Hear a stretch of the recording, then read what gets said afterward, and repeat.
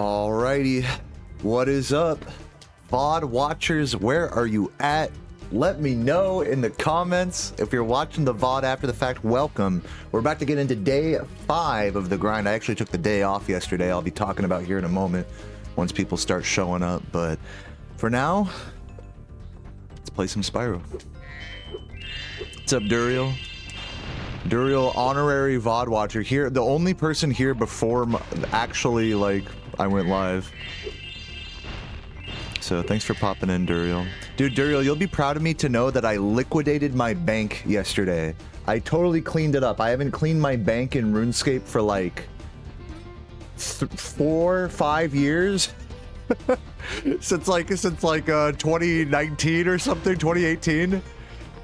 So yeah, we went from like having I went from a 3 mil cash stack, thanks to your generous 1 mil donation. I went from a 3 mil cash stack all the way up to 13 mil from various things that people have given me, various cosmetics or whatever. I almost felt bad getting rid of some of it, like, you know, like the briefcase, but it's like, dude, I'm never gonna wear this. Like, it's just gonna sit there rotting in my bank, you know. The one cosmetic that I did keep was the drunken ale. So now my RuneScape character can just like waddle back and forth like a drunken mess. That's all I need, you know. Anything else is just you know, unnecessary. So yeah, I made 10 mil in RuneScape by cleaning. So it took me like 2-3 hours to clean out my entire RuneScape bank last night, and I had to because I was like, dude, I like popped my, by the way, welcome everybody. Well, I'm talking about RuneScape right now. Guys, okay, let me get you all up to speed here. First, let me get my input display going here while I talk about. So yesterday I was offline. I was very hungover. The night before, if any of you guys remember, I had a really nice stream day, my last stream day before yesterday. And we got a nice 144 in this game. And after that, I was like, okay, I'm gonna go hang with Sarah's friends. You know, it's one of her dog's boyfriend's sister's friends' birthdays tonight, so we're gonna go hang and party pregame and go to a bar or something, right? So, well, we did exactly that, and you know, I would have been fine, except that I had, you know, keep in mind, this is after pre-gaming, having a few beers and claws and stuff. After pre-gaming, we ended up at this bowling alley bar place, which, by the way, side note, it had the fucking pins with strings attached to them, so it was just like, ugh. Those always leave a bad taste. I couldn't get a single strike. Those fucking pins were bitches. But to be fair, I was doing all sorts of stupid trick shots. But anyways, look, I had a double shot of house tequila.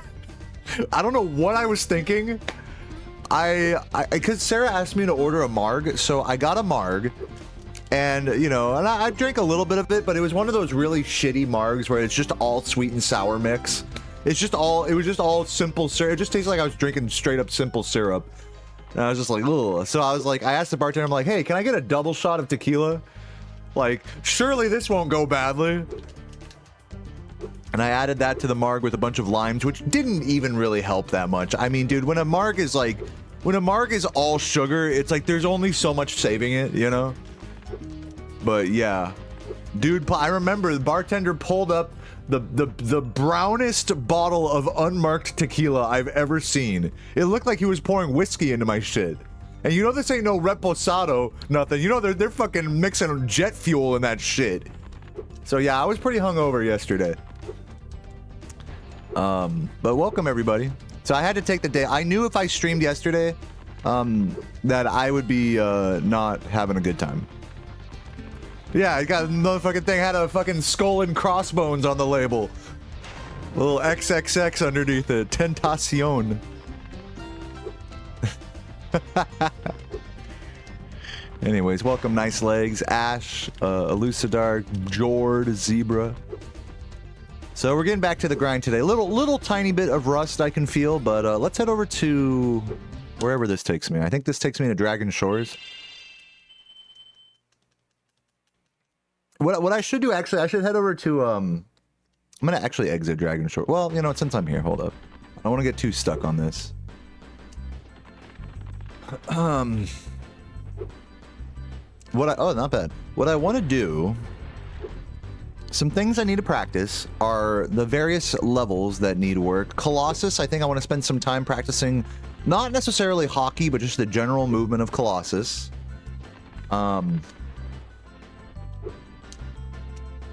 What else?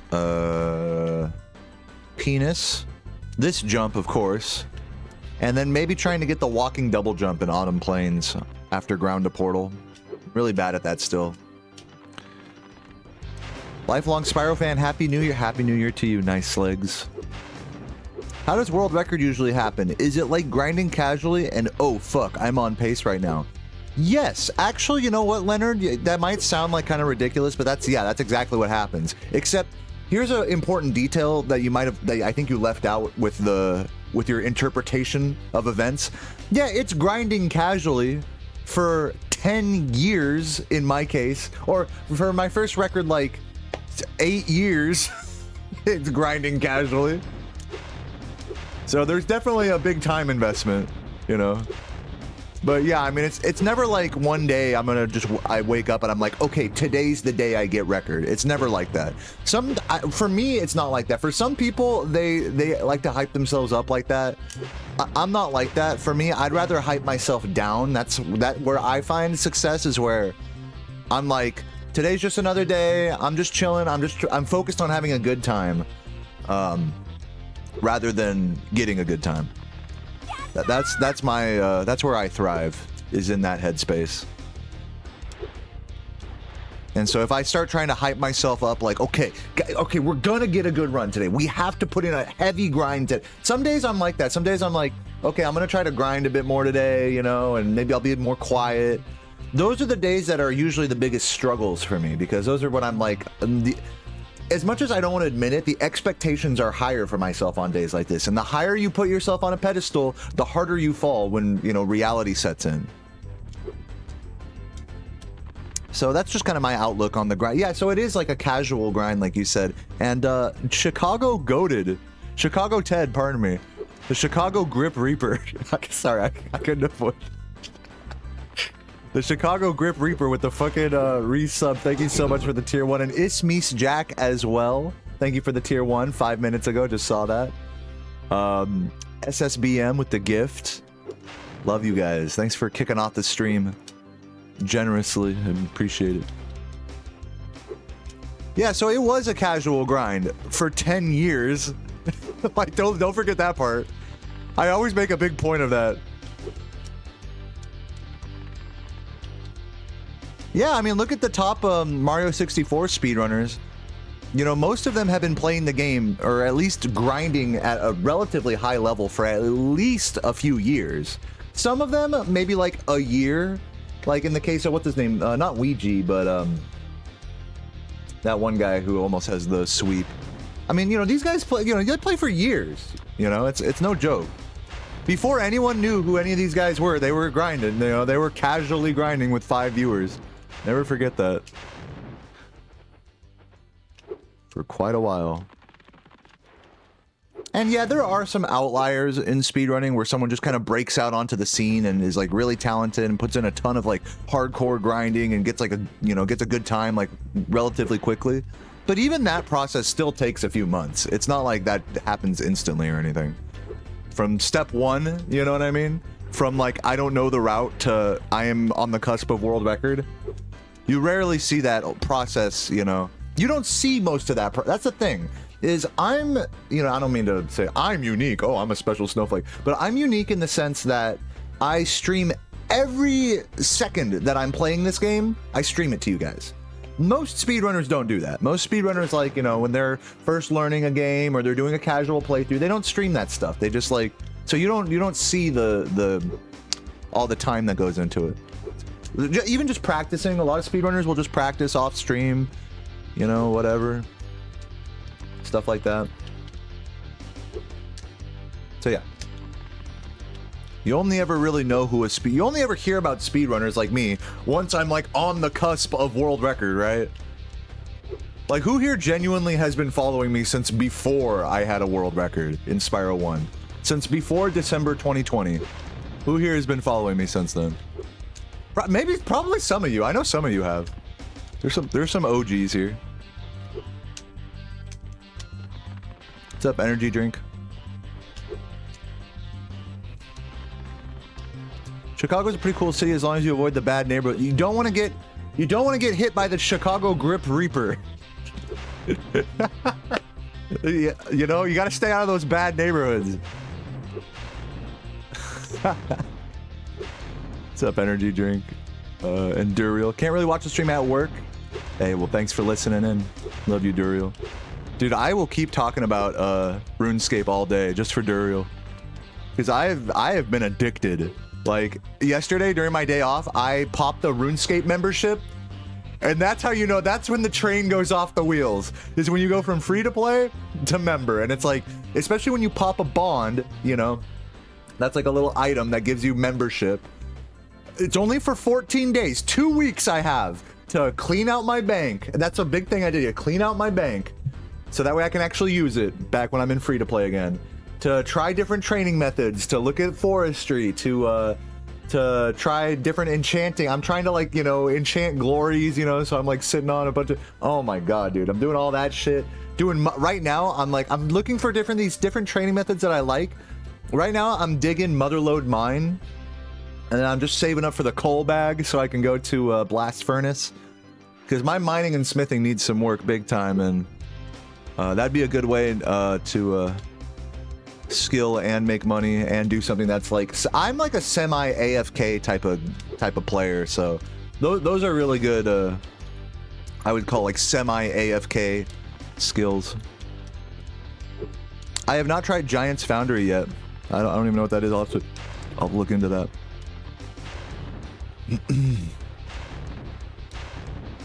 You have 70 mil on account. No, I don't want your account, but thank you. Oh, you mean like the money? I thought you meant skill. Yeah, hey dude, energy. I'll tell you what, energy drink. If I'm ever online, just add me, Dayoman7. There's just a 7 at the end of my username. Add me if you're ever on or you see me online. Feel free to come find me or whatever, or DM me. No, it won't ruin the fun. I'll take like a few mil here or there from people who want to give it to. Back when I used to stream RuneScape, like I would just stonedly just play and chug beers. Anytime someone would walk up and give me like a 1 mil cash stack, I'd be like, yo, chuggers in the chat. So yeah, no, it doesn't ruin the fun for me. I've been playing for a long time, so at this point, like any gold donations go a very long way. They're not going to change the direction of my gameplay or anything too much. I think that's when it's a problem, is when it's like, okay, like, I want to do XYZ thing, but I need like fucking like 20 mil gold or whatever to do it. It's like, okay, well, slow down, you know, like. For me, like I said, I've always been like a skiller, so I don't really, like a bad one at that, so even if someone gave me a bunch of money, it wouldn't change necessarily my approach to the game or skilling or anything like that. So that's why it doesn't bother me too much. If I was a brand new player, then maybe like I could see what, you know, it's like, you don't want to just get a handout. Yeah, I'm talking about RuneScape, old school RuneScape. So yeah, give me your 70 mil, bro. I'll take it. I'll buy a fucking Fang with it, man. I'll buy some like some DPS gear. I don't care. I'll probably just end up buying herbs with it. I'm not gonna lie. Just to, like fucking grind out my herb lore. Yeah, I'm rocking the hunter cape, you already know. Bro, I was looking for like good magic tree spots yesterday. So I was like all up in the wiki looking at all the different spots where you can get dude, like 90% of the viable magic tree spots to like woodcut. By the way, sorry I'm going on a RuneScape tangent right now. You guys just gotta deal with it. I've been addicted to it. 90% of all the woodcutting spots that everyone goes to, they're in fucking Kurend. They're in the fucking one part of the game that fucking sucks dick. That you have to get like house favor and shit. I still haven't even unlocked that. I haven't even done the quest for that. All I did, literally my questing, I fucking hate questing in RuneScape, but at this point, I'm just gonna start using the RuneLite plugin and just smashing them out. Because I kind of have, for where I'm at with my account, I'm like starting to be like, I've put off the Questscape for like a very long time at this point. I don't know if you guys remember, like 2 years ago, I fucking did a whole quest grind to get Barrow's gloves, which requires you to do like a good like 2/3 of the quests in the whole game. So I don't really have that many left at this point. But the thing I did was I did it without the built-in plugin that tells you what to do. I did it old school style. It's old school RuneScape. I fucking pulled up the wiki and I read the instructions for each quest. Okay, go to this place and talk to this guy. Okay, I go there. Where the fuck is he? Where the fuck? Pick up this thing from this chest. Where's the chest? Where is this? I did it when it said. What the fuck? So that's why I developed a deep disdain for questing. After insisting on not using the RuneLite Quest Helper plugin, because it's cheap, dude. It's cheap. Like, at this point, I don't care. I'll just use it. But, like, people out here be like, oh, I love questing. But, like, in reality, you love the game, like, telling you where to click, you know? It's like, okay.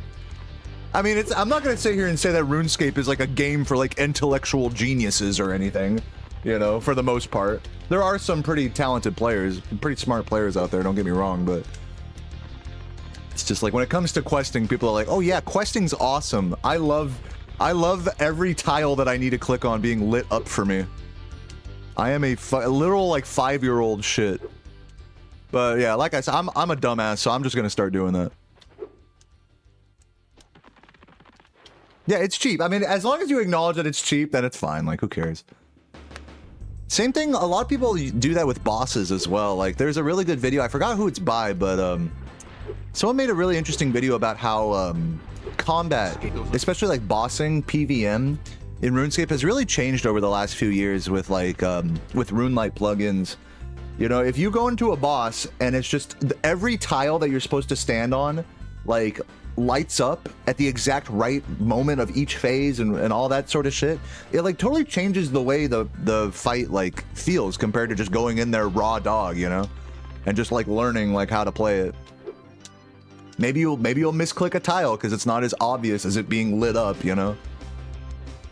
And there's like different like there's different levels to it of like some people have like the whole boss area is just covered in like fucking like a mess of tiles lit up, and then other people, you know, like people like myself, I feel like if I were to go boss, I don't want to go fucking light up tiles and shit, you know. So there's definitely different ways to play the game, but I think the way that I edge towards playing the game, like the way I edge myself in RuneScape is towards like the newbie, ignorant, like not tick manipulating, just playing like really semi AFK, like I'm playing like while I'm like cooking dinner and I'm just like oh, okay, you know, I have like one earphone in so I can hear when my character stops wood cutting or chopping, like, you know, chopping some shit. So I have like my playstyle is very slow and methodical and kind of dumb, ignorant, low brain usage. I'm a very low brain, because here's my thing is I play Spyro and this is like my high brain usage right now. This is like, okay, I'm focused, I'm talking, I'm ranting, I'm trying to get over this fucking wall, which by the way, I should go somewhere else and actually like practice. I don't want to be like totally stuck here all day. Let's get out of here. We're gonna head over to where I say Colossus. We'll go over there. So yeah, I'll just run over there. RuneScape's new graphics. You talking about like in RuneScape 3? I have not even played that at all. I have no idea. There's like different graphics up like plugins you can use for old school as well to make it look different. I like just the classic graphics. Summer Forest.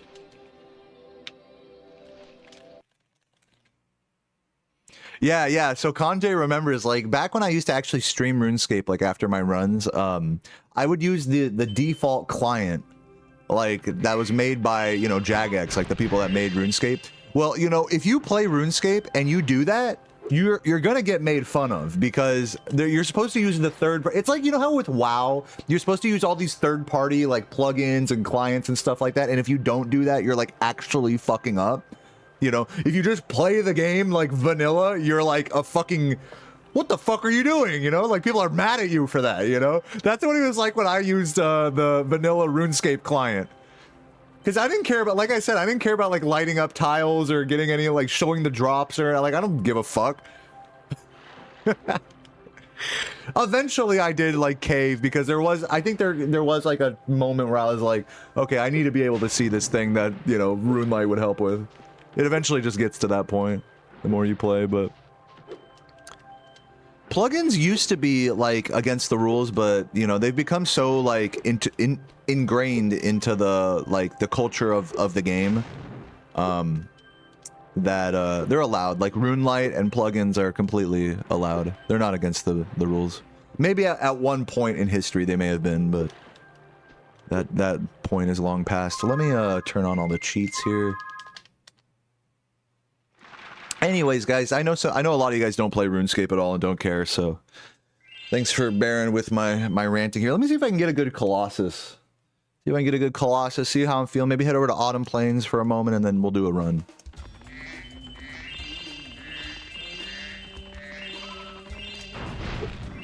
Ooh, missed that. Let's turn around. What's up, Ryan? Welcome, welcome. Yeah, let me try to get my head out of RuneScape mode and into Spyro mode here.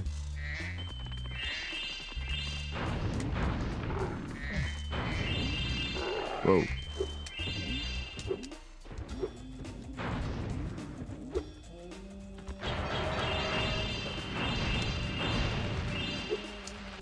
That's one spot where I kind of want to practice a little bit. It's right here. Let me just kind of respawn everything from like right at this spot here.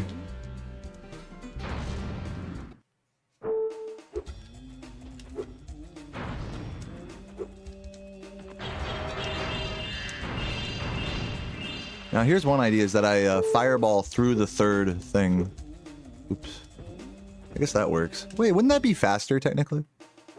I'm always on the fence about like what's faster, charge jumping and then fluttering, or double jumping and not fluttering. Like what's faster? Because that's a problem I kind of faced. That's a problem you'll face in different points throughout this game. I guess the reason why people don't charge jump this is because it's easy to get nicked by the nose there.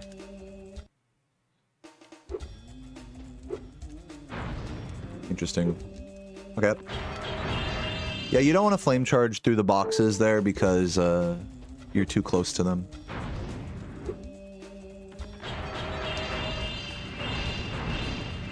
Yeah, like that. See, I do that section way slower normally. I gotta like have that level of speed with it. It's a sound glitch. Oops. Try that again.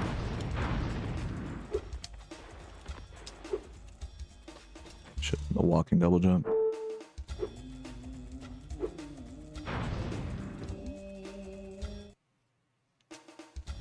What's up, Ponzi? Just hopping the stream. RuneLite is great. HD, yeah. You can't play for 30 minutes without... Have you tried RuneLite? Yeah. Kanjay remembers, dude. The RuneScape community would not have me playing on the vanilla client. That's just unacceptable to them. Like, forget what I want to do. That's what they want.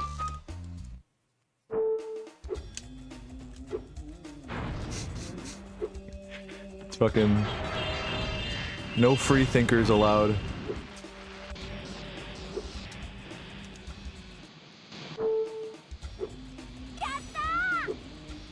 Thank you for the tier 1 cog. Love all the fucking anime fucking Nobu.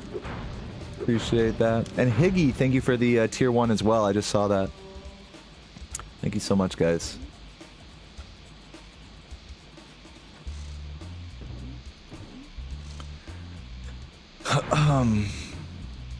Why would you though? I mean, like, I'm not gonna try to justify. Here's the thing about like why I played the vanilla client is because it wasn't like there was no difference to me. There was no difference because I didn't use any plugins. I was like, okay, so why not just use the vanilla client?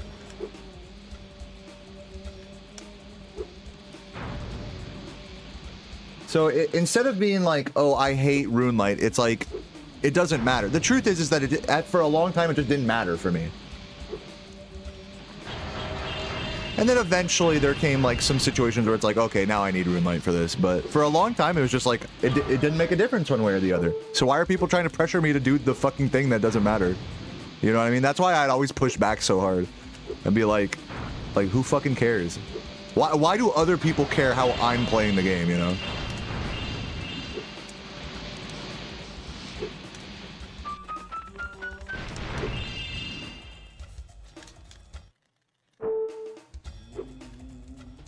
Yeah, so this is what I'm saying. Nico, this kind of conversation that we're having right now, this would happen, I shit you not, like every 10 minutes that I would stream RuneScape. You don't remember, I don't know if you were here for that, but back in like 2021, I would like stream RuneScape. And I kind of got tired of it. It became like a meme because literally everybody who came in my chat that was like a RuneScape watcher, they would be insisting on having an argument with me about it. Like, okay, like it's better. RuneLite's better. I'm not even gonna try to argue with it. It's just like, you guys want me to play. My point is, you guys want me to play it so badly that I was like, okay, I'm gonna just intentionally not play it, just to piss you off, just to be like, just to upset you. You know, it's like, it's just fun. It's just funny because it's like, why do, like, I think I've made it pretty clear that like at the time it didn't make a difference to me, you know. So no matter what you say, like, oh, well, RuneLite is better because of this, and it's better because of that, and it's better because of that. It's like, okay. Literally my entire RuneScape streams. And so I'd be like, well, actually, the vanilla client is better because it's Jagex approved. Did you know that, Nico? Jagex, you know, Jagex made that client from the sweat and blood of their own family's tears. So how could you say that RuneLite is better when so much effort and love was put into the original client, Nico? I just think you're not really giving the original client the respect it deserves, frankly.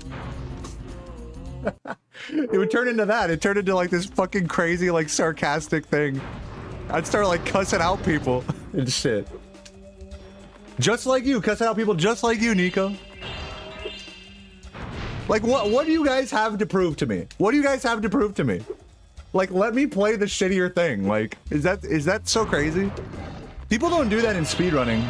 People let you just play on the... Can I tell you guys something? Let me tell you something, Nico. What? Imagine that I went into every person who streamed Spyro and was on an emulator, stretched out, you know, shit frame rate. Imagine I went into all of their streams and was like, oh, you know, try playing in 4x3. Oh, try using this other emulator instead. Oh, try, you know, you can get a console for pretty cheap, actually. You know how annoying that would be? That's like so annoying. So it's like the same thing. It's like the same thing. You know, it's I'm not wrong. It's just, who cares what I think? You know, it's the same thing when it's like, okay, we'll play this other version of the game that is just objectively better. Why aren't you playing the better version? Because fuck you, because that's why. Like, you don't have to understand it. You know what I'm saying?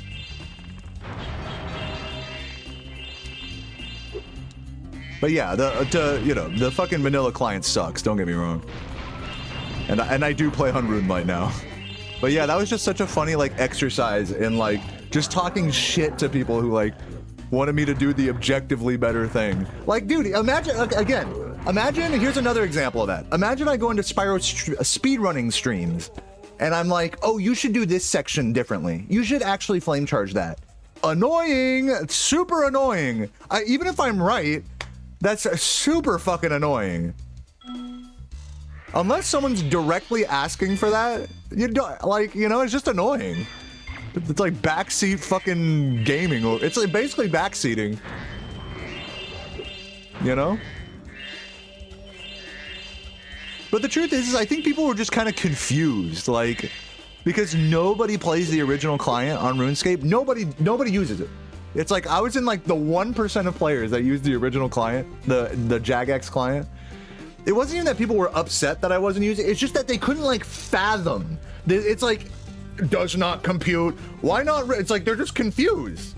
And that's the beauty of it, you know? It's like, the more you watch people play these different games, especially games that you also play, the more you realize that people play video games in a way that makes no fucking sense to you.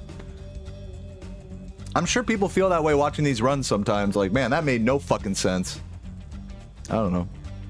I guess I'll do some hockey here.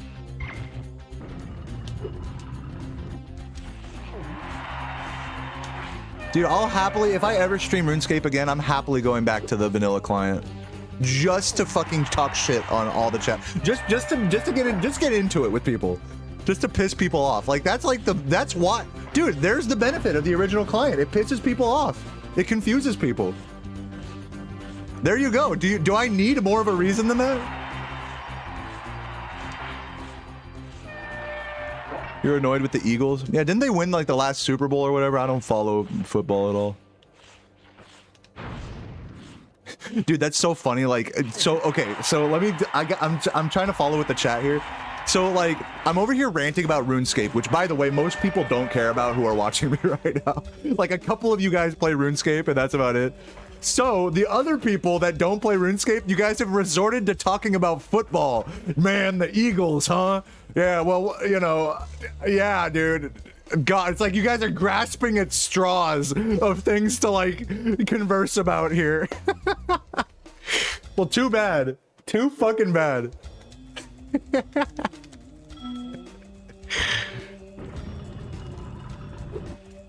This guy's talking about RuneScape.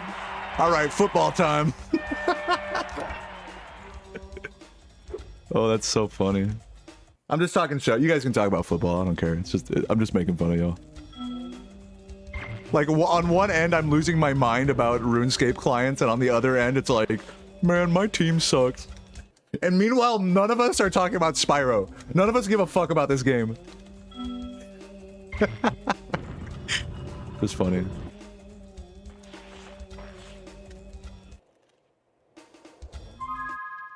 Oh yeah, no, definitely. The Eagles are definitely going to get absolutely smashed by Tampa. This is what I've been saying. Yo, Dodd Slasser, thank you for the tier 1. I'm just going to pretend like I have any fucking idea what you guys are talking about.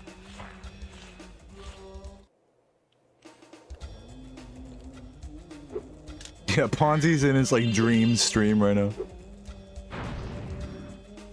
You're a Magma Cone hater? Dude, I gotta like work on this hockey a little, hold on. What's up, Gabzilla?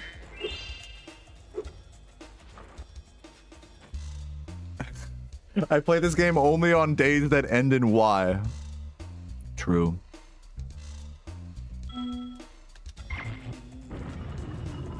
No SF24. You don't get it because the because the Eagles have been underperforming lately. Okay, we know that their coach, you know, is addicted to crystal meth. There's just so many issues. We got Ben Jules on the stands. We got Ben Gay on the sidelines, and don't even talk to me about the quarterback. Because that guy can't even kick a ball. He can't even kick a hand egg. He couldn't even kick an egg into a fucking frying pan for breakfast. And that's probably his issue, is he's probably under eating. Okay, so don't talk to me about the Eagles are gonna beat Tampa, because you have no idea. I'm clued in.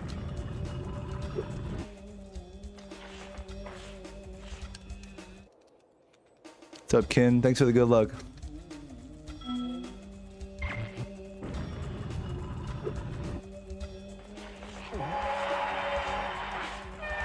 What's up, Gabzilla? Thank you for the tier 1. Appreciate it. And Dodd Slasser as well.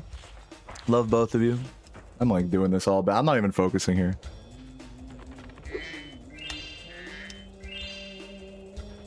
Dude, how do you guys not know that the Eagles fucking choke all the time? How do you guys not realize that? So they win one Super Bowl, and now it's like, okay, they're gonna win everything? Bro, that team is the king of chokes. The king of chokes. Oh. Thank you for the 333 bits, Gabzilla. Am I wrong? Am I wrong? As someone who has no idea about football, am I wrong?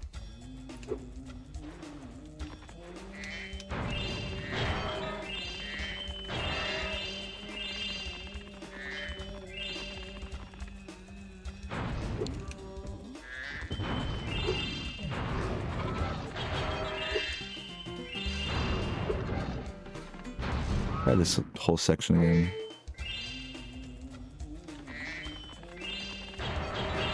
Cowboys are pretty good at choking. Yeah, on Ram Ranch. Is that a Ram Ranch reference? Yeah, I gotta do that movement like this. I always fuck the movement here. Yeah, that's what it is I have to not flame charge the last metal chest there. That's the key.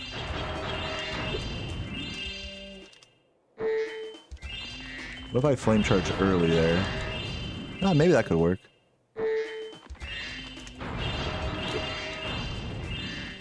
I like that.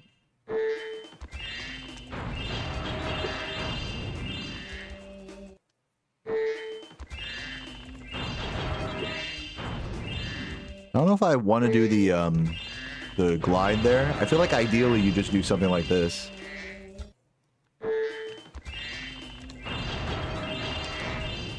I don't want to go around the right. You want to go in between the dude's butt cheeks. Like that. But it's just hard not to bonk doing that.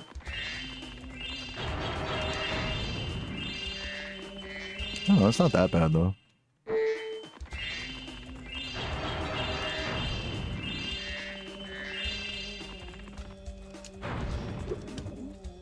Normally that would be broken already. Now here's an idea, is a downward flame charge into that area. Here, I'll make another save state in that area.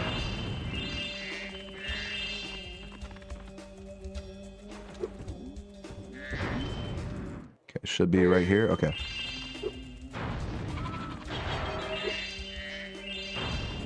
Like, I'm trying to think about how to do this exactly right.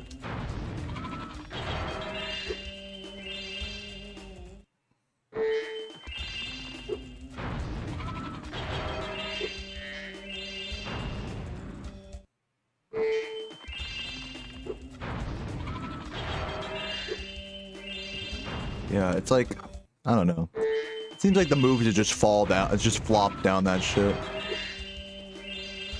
Like, it looks so stupid, but I mean, you gotta do it.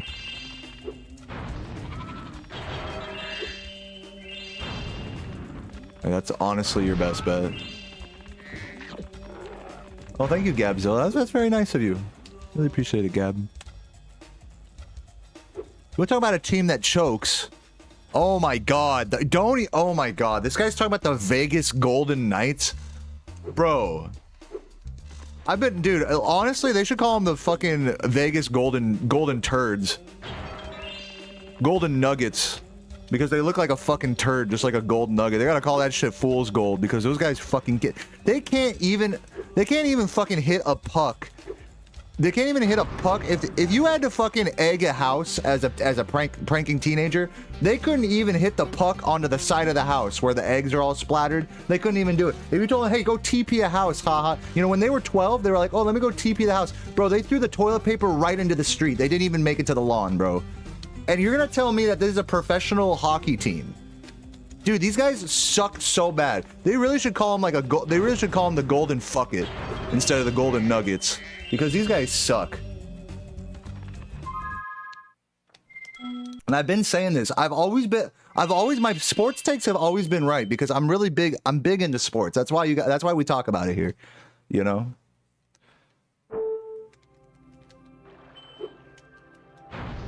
Oh, their hockey is worse than my runs? That's saying something. At least I actually practice. Except for yesterday.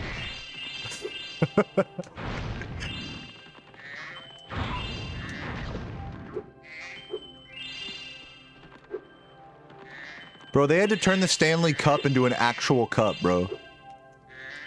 Like, what the fuck? Like, they don't even make it about hockey anymore. It's all about advertisers. That's what I've been saying, man. That's why the fucking, that's why the platinum, whatever, the golden nuggets are just, they're no good because they have gold in the name to compensate for the fact that they're fucking, they're made out of fucking rocks, dude. They're made out of fucking, they should call them the Dirty Dans. The Dirty Diglets. That's what they should call them. They're like, if they're the Golden State fucking whatever the fucks, the least they could do is like have more gold than a fucking Amazon $8 sheet of gold that you put on top of a hamburger to impress your fucking friend's wife's boyfriend at dinner. You know what I'm saying? That's like the kind of golden nuggets we're talking about here. Forget the Federal Reserve. I'm talking about the Federal Returd. Because they're turds. Dude, honestly, my hockey in Colossus is better than the Golden State Warriors. Or whatever that team was named. The Vegas Golden Nuggets. And that's a fact. What's up, Lid Drummer?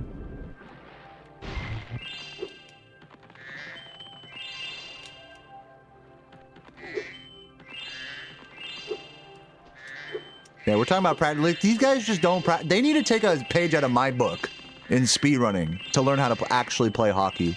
Which, by the way, I'm going to do a run now, I think. I think I'm about ready. But I will go pee first real quick. So let me switch consoles. Get it all going here. Do I follow Street League or X Games Skating? I watch Odyssey. You'll probably recognize this name. I watch Gifted Hater. That's the extent of like competition skating that I watch. Is I just watch his reactions. His like overly jaded. Oh Jesus! Hold on, I dropped something. Oh, I dropped my upscaler. I dropped it on a bed of nails. Shit exploded. All right, does it work? Show me the game. Yes, nice. So yeah, no, basically no, I don't really follow X Games or Street League, though it does come up in my various feeds. You can't stand that guy. He is insufferable, but he's also hilarious. He's just like the classic like dude who's just in way too deep in a particular hobby. He's just like he's the actually emoji, but like he just fucking bitches about it. That's why his name's Gifted Hater. Dude, he's just his takes are crazy. He doesn't even have crazy takes. He's just he's a nuisance. And that's why I love him. That's why I love him. He's a fucking nuisance. He knows what he is.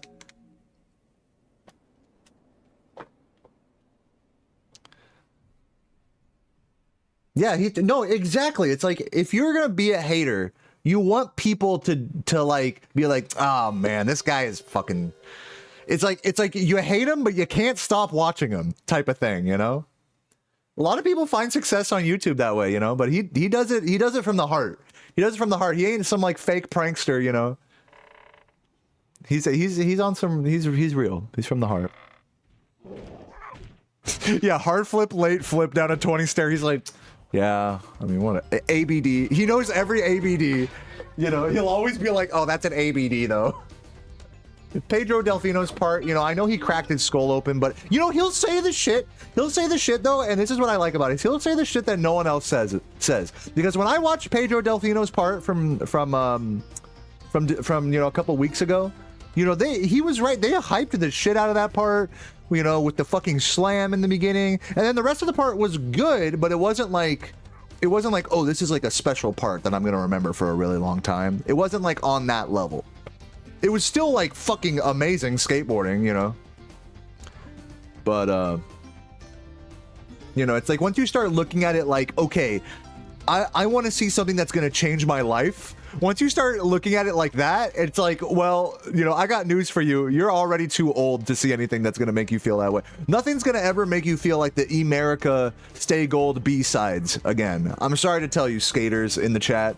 Nothing's ever gonna make you feel like the first time you saw Blind Video Days.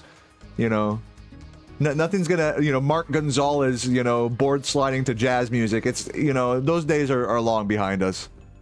And so now we have Gifted Hater saying everything that's like in the deepest depths of our hearts that we don't want to say, because Pedro's part was still sick. It was still like, dude, he's doing some crazy shit. So we don't want to be like, whack, right? Because it's not whack. But he says what's deep in our hearts, and our jaded. He's like the embodiment of the jaded old man saying shit that's not really like. It's just like there's like a snippet of truth in like a sea of reality, you know. Anyways, I'm gonna go pee. I'll be right back.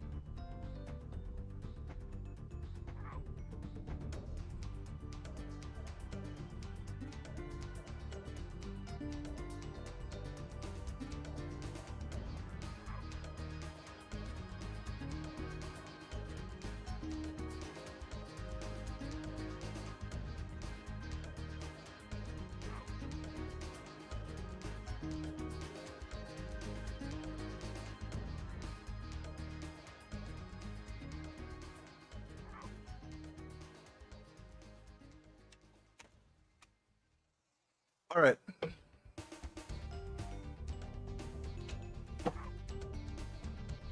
Oh, you like my football takes, Ponzi? Thanks. I mean, I'm an expert. I'm an expert in the field. All right. This one's for the Eagles. Wish me luck. 3, 2, 1, go. First run of the day, ladies and gentlemen. Let's see if we can get a good one. Usually my first runs say a lot. Oh, I gotta turn off the BRB. My first runs usually say a lot about, you know, about a given day. I'm just gonna let this intro play out while I talk. And I think, you know, I'm over here yapping right now. I'm a yapaholic today. So we'll see if I start yapping as much when I'm playing. But I just want to say, no matter what happens today, I'm gonna try to keep a good attitude. I'm gonna try my best. You guys know the deal. You guys know the spiel. And we're gonna try to get a good run. But I did not play at all yesterday, so I'm either gonna play amazingly or I'm gonna play terribly. It's one of those two. So yeah, let's get it.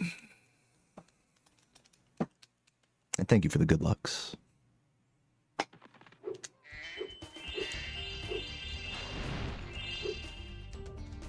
Not making that. Oh wow, just a beautiful start. Wow. I mean, I really couldn't have done that start any cleaner if I'm being honest.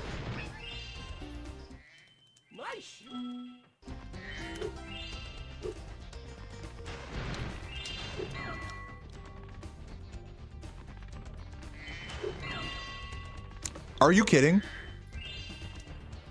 This is very slow. Come on, Jeffrey.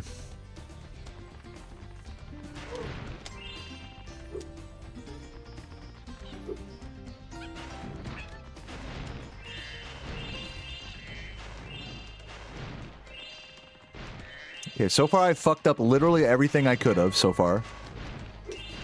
I'm like fucking 30 seconds in. I think I gotta play it safe on these poles. That's what wow. I think I gotta play it safe on these poles coming up here. Thanks for helping me. Why aren't you using Duck Station, loser? Bitch, you're the loser. I'm playing on a real fucking... I'm playing a real game on a real console. A real man's console.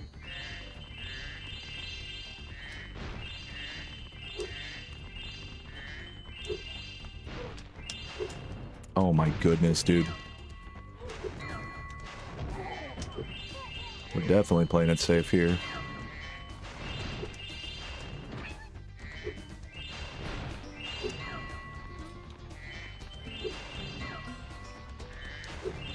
Good. Thanks for help. Pickaxe heart. Yeah, dude. I love mining, and you just got me reminded about RuneScape with that. Fucking training my mining out here, bro.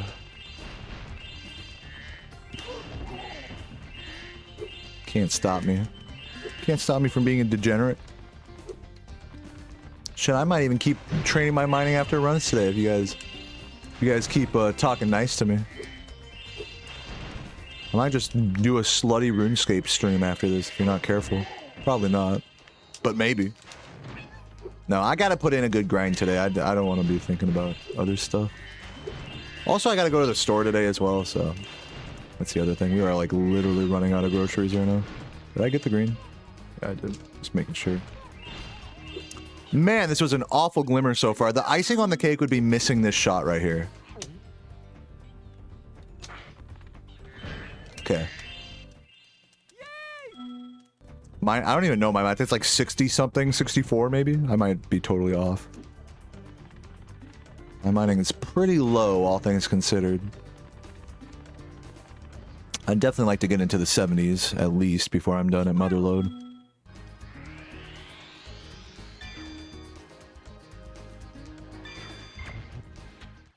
This magic. Okay, that was whatever. For how awkward that was, I only lost like 10 or so seconds. So not a big deal. Yeah, of course I got a D pick, baby. Dragon picks are cheaper than ever right now. They're finally under $1 mil. Anytime I've ever tried to buy a dragon pickaxe in RuneScape, it's always been like barely like unreachably expensive for where I was at in the game throughout the years. you know, just randomly be like, I remember the first time I ever looked at a D pick, it was like fucking, what, 16 mil or something? It's like, oh my goodness. Like, I'll stick with the rune pickaxe. But yeah, no, I finally bought it after liquidating my bank yesterday. And getting like 13 mil. Yeah, we can spare 900k for a D pick, thank goodness. It's a rare item. It's probably the most rare dragon item, is it not? The dragon pickaxe? Hello there. Great. Okay, when you jump in the water, you can use the D-pad to move around the surface. Use square to dive. A D pick. When you are underwater, Stands for dick pick. use the paddles and square to I like D picks. What's up, monkey? Thank you for the 26 months. Whoops. No, please do not send me any D pics. I'm talking about RuneScape. The only D pics I want are in RuneScape. And even then... Oh god. Yeah, now the third age... Oh my god, third age anything? Yeah, whatever, dude. Whatever, bro. Before you get to the castle, Game audio is only playing... Yes, it is.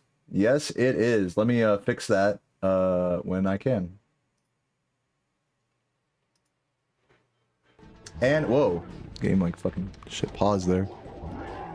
That was my capture card. Yeah, when I switched consoles, dude, this fucking, I need to get another capture card because this Elgato, I have to run it mono audio, which is really annoying. But yeah. Wait, did I fuck up? I fucked up there.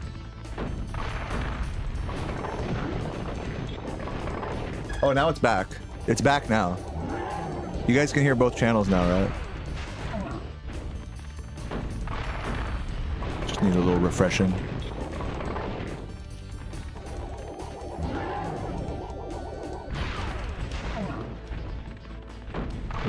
There he is.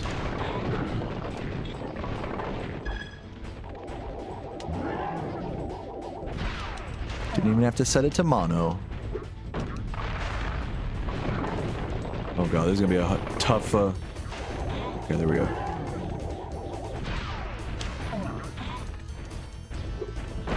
No, I'm alive, I'm alive. Oh my god, I'm alive. It's fine, hold on, give me this. No, damn it. Fine, dude, fine. Extremely slow fight here. At least give me this. No! Come on. Dude, this is so scuffed. So scuffed. Whatever, I'm only losing, for how sloppy this early game has been, I'm only losing like 20-ish seconds total, compared to like if I was on a really good run. But it's just so scuffed though, you know, it's more of an ego, it's more of a emotional damage. Whatever he says. I'm bad at the,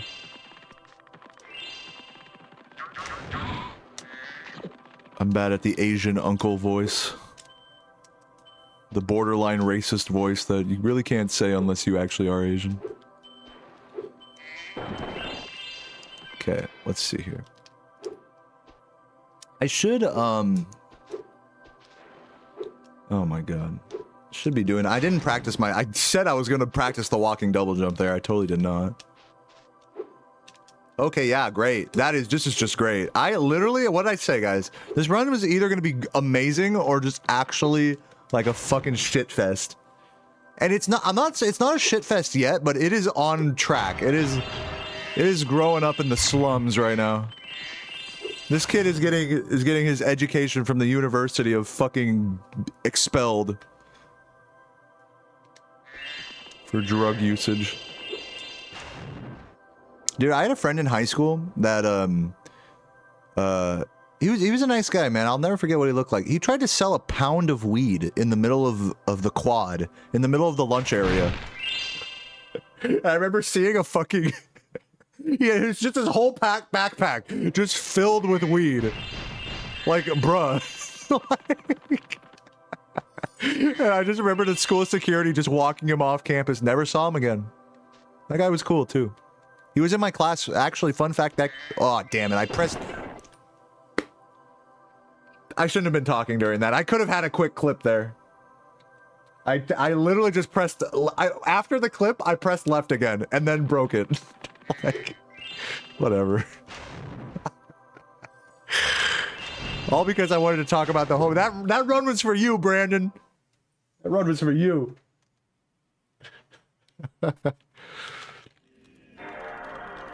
Yeah, that is really living dangerously. Selling a pound of weed in the middle of school. Yeah, he was in the same class as me my senior year when we were, when, you know, it was like our fuck around 8th period, and that's when I would just get stoned and I would watch Spyro videos.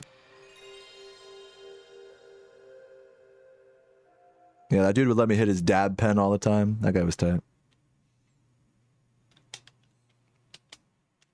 Hey, I hope you're okay out there. Wherever you are, Brandon, you know, just know. I never forgot you.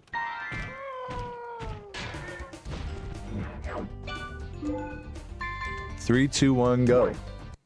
Was it a pound of gas? No, it must have been pretty bunk for school security to come along. They're like, bro, look, we would have let you go if that shit was fire, but honestly, you're selling some fucking Mexicali blues over here, bro. You gotta fucking put the brick away, man. We're taking you in. We're sending you to jail for that.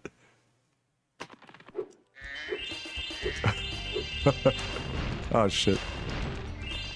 I'm not even going for it. Yeah, he's a successful, upstanding member of society now, surely.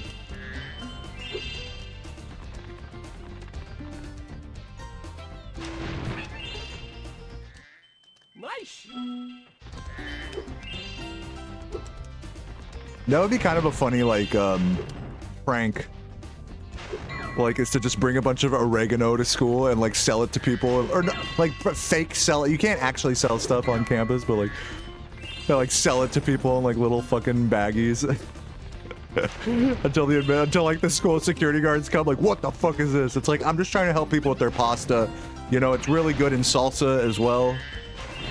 We have Mexican oregano. We got the Italian stuff. Now, this really would go great in a, in like some ravioli, you know, maybe on top of, you can sprinkle it on top of pizza. Oregano does not taste bad on top of pizza.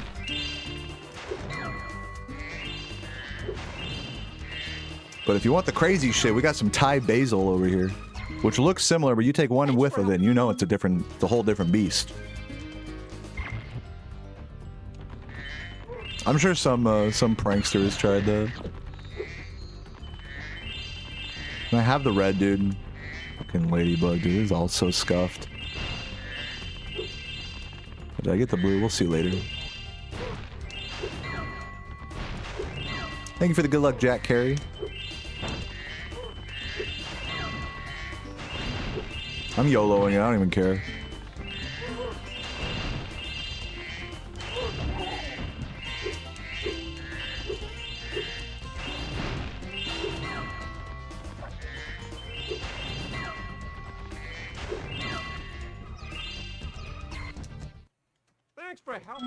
One time a few years ago, there was two dudes on the same bus, and one guy was holding a bag of weed. The whole bus stopped. The whole bus stopped. Wait, the whole bus stopped. It's like the bus driver was like, stop. There is a single drug on this bus. We cannot move. Literally, this bus cannot move until the drugs are eradicated from this bus. Is that the protocol? I mean, why not just, like, arrest them at the destination? Why gotta rope in the other students here?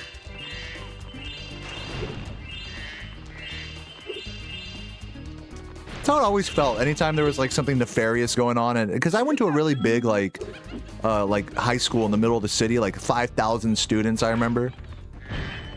And it felt like anytime there was something nefarious going on with, like, one of our classmates, like, you know, like maybe they had, like, some drugs or something, or there was, like, some drama, dude, it always had to be like everybody else was, like, roped into it. I remember, like, the school security would come and stop class. I mean, which was nice for me because I don't give a fuck about my classes. But yeah, the school security would come in, like, literal, like, SWAT team ass fucking dudes would come, because again, this is like in, like, inner city shit. They're not fucking around. They got, like, guns on their belts and, like, the full, like, armor and shit. They come in and they're like, you, come here. The rest of you, take off your backpacks, put them on the side of the door. Everyone just sit still and don't do anything. Like, it was like, what the fuck is going on? Because two Latina girls wanted to get in a fight, you know, pulling each other's hair and shit. Type shit, you know? There's some stoner like Brandon brings a pound of weed to school like a fucking idiot. Because someone has a fucking dab pen or something. And they bring out the fucking goon squad. Like what, they're gonna go beat us up or something? What is this, jail?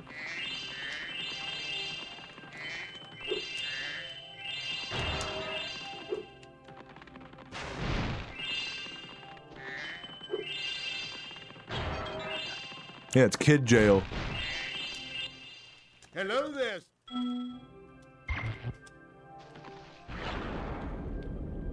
Dude, I knew it was jail because when my sister went to the same high school as me 5 years before myself.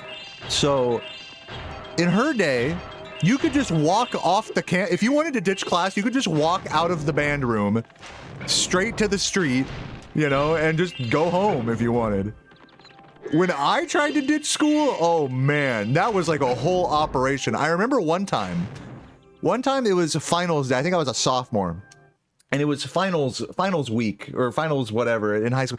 Finals in high school are different than finals in college because you still have to go to the school for a certain amount of time, but it's like minimum days, you know, it's not like the full school day. So you'll only have like 2 finals on a given day, you know, for any of your 8 classes, right? I explain all this because basically I had like 1 final, you know, the other class didn't have a final, it's like band or something. I had 1 final and I finished it early. So that means I was gonna have to stick around the campus for like another like 5 hours after being done with this final in the morning. Just hanging out. And I was like, okay, fuck that.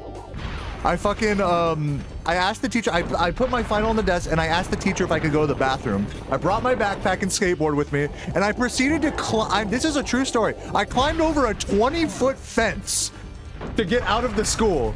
Just because I wasn't even like really ditching per se.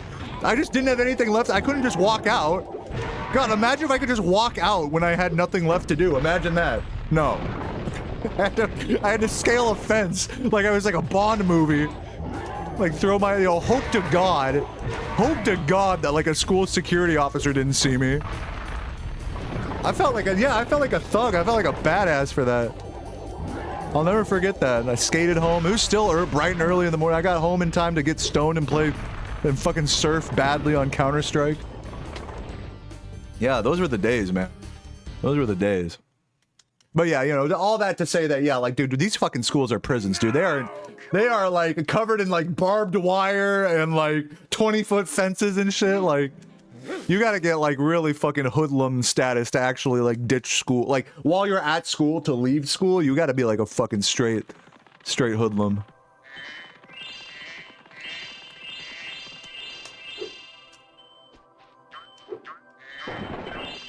And you know, these high schoolers are so crazy. I mean, they don't give a fuck. They'll do it they'll scale, like, you know, obviously I'm not scaling any 20-foot fences today.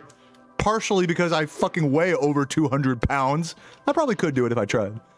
I'd be way the fuck out of breath, tell you that much. But also, it's just like when you're a high schooler and it's like, you're like, man, fuck this shit, I'm out of here. Like, you fucking don't give a fuck. They really put you in an environment where they like, they give you like landmines to step in. That's what it felt like. It's like, all right, like, you want to be a free thinker? You want to like be a free thinker and, you know, and walk away from the school right now, even though you have nothing to do the rest of the day? See how that, try it. Yeah, it's like, it's kind of like the school system's like, okay, try it. And you're expelled. And you're set back a year. And you're going to summer school. I remember, speaking of sophomore year was crazy. That's when I was on my real hoodlum shit. I'll tell you another story in a moment. Let me actually focus on this, gulp skip.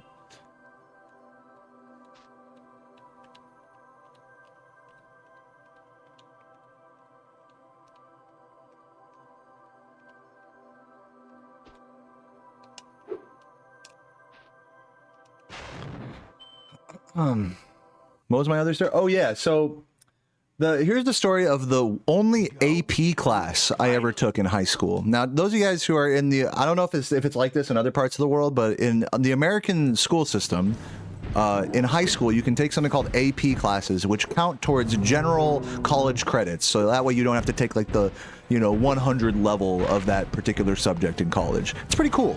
Except that the 9 times out of 10, the AP class is 10 times more difficult than the college class itself. That was a double. That was somehow a double. That was the most blessed double I've ever seen in my life. Okay. I was convinced I was not going to double and that everything was going to explode around me. That was crazy. I can't... Okay, I suck at this game for not hitting that double. Holy shit. I actually suck at this game for that. So anyways, I had the AP class, and one hallmark of these AP classes is that you have to take the AP test. And it's this like federally mandated shit where you like go to a testing center. My testing center, they had it on campus, and it's basically you spend the entirety of that class studying for the AP test because that's what gets you the college credit, basically. Okay, he's gonna be a fucking asshole. Wow, he just fucking ruined all of that. That was awesome. Let's just try this again.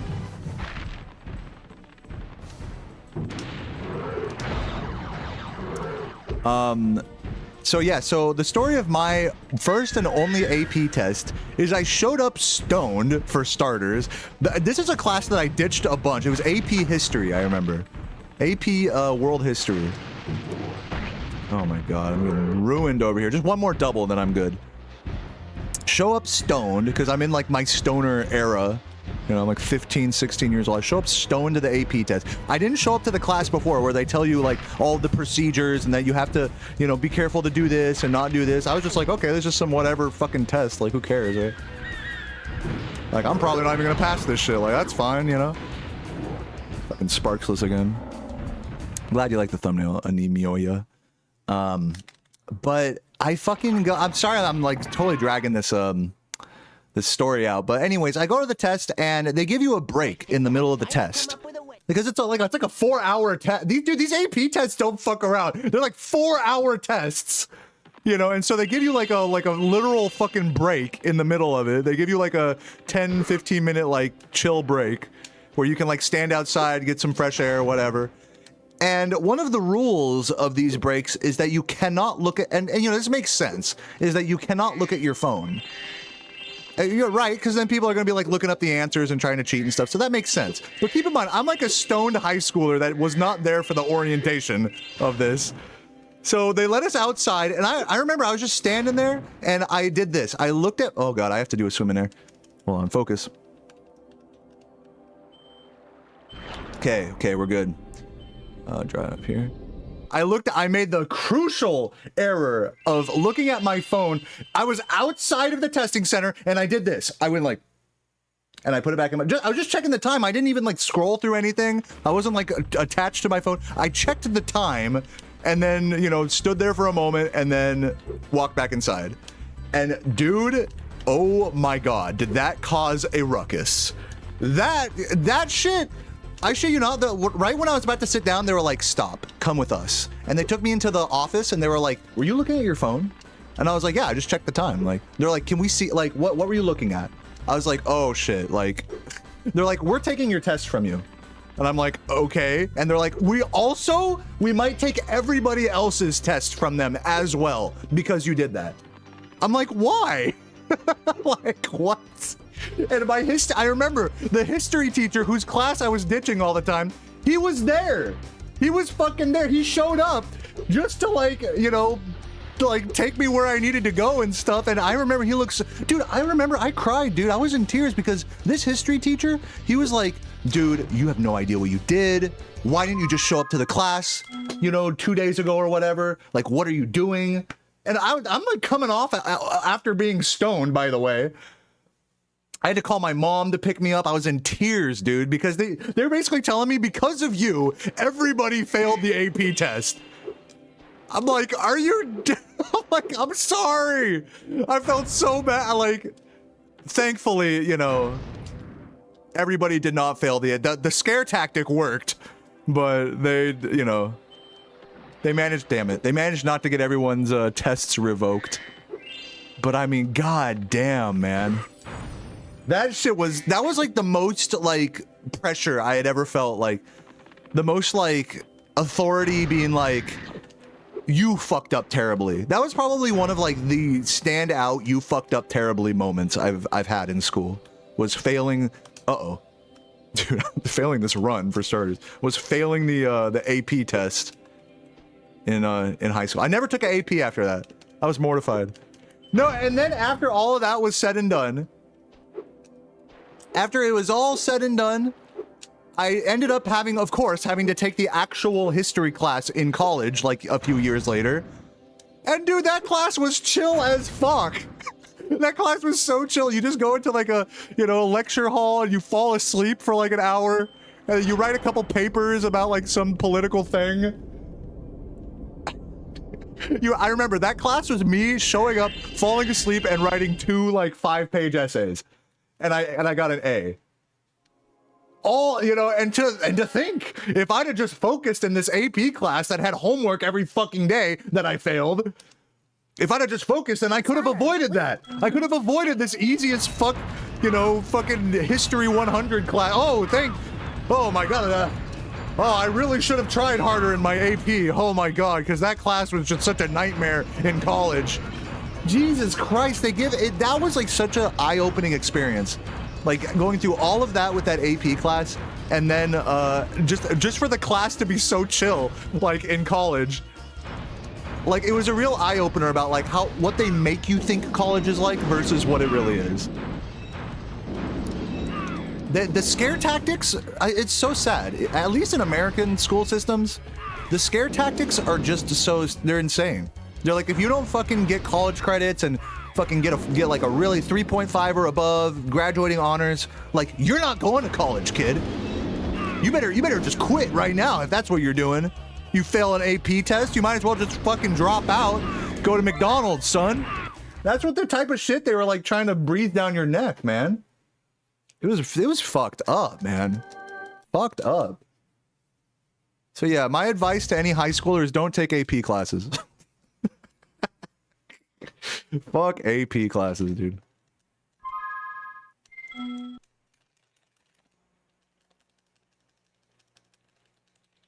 This is the naked Spyro. Yeah, you're in the right place, Gibra. Welcome.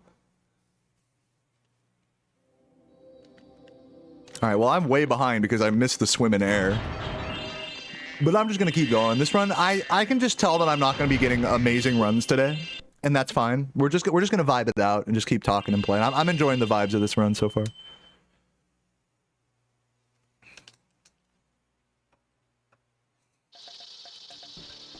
Yeah, Spyro is naked too. I'm just cosplaying as Spyro here.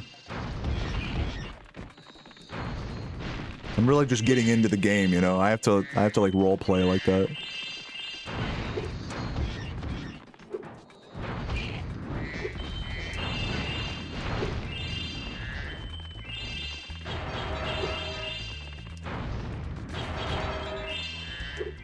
I remember in subsequent years, like, because that was in my sophomore year of high school that whole like AP class fiasco happened. And I remember in subsequent years, underclassmen below me, like my friends in band class or something, would tell me, like, who took that class, that they would always tell the story, that the teacher would always tell that story about me. Like, he obviously wouldn't name me, but like, when I would tell that story to other students, they'd be like, "Oh, you were that guy? Dude, he tells that story every year." So it's kind of an honor in a way that I could have fucked up so hard that it instilled something in the teacher that they never forgot.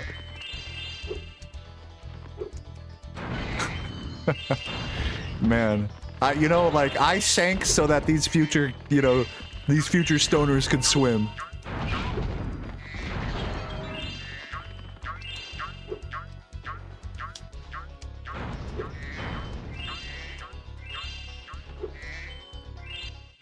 Wait up. Yeah, the orb does come out of his dick. Because, dude, they're so tall. You know, it's like normally they're just coming out of like some like little like dude's head or something, but because these farmers have big old lanky legs, the fucking orb comes out of his fucking pelvis, comes out of his balls.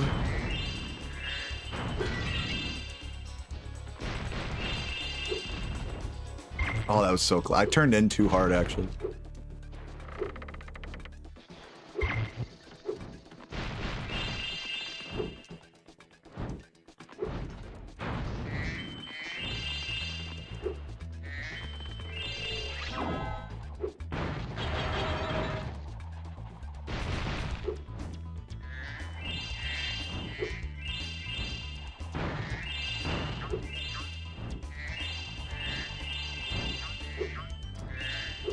I gotta figure out how to walking double jump out of that. It's even worse.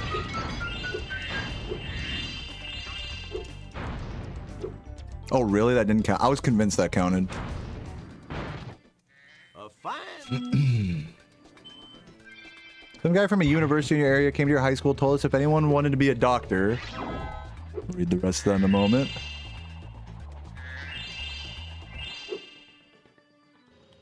I'm guessing there are some unrealistic things that he told you.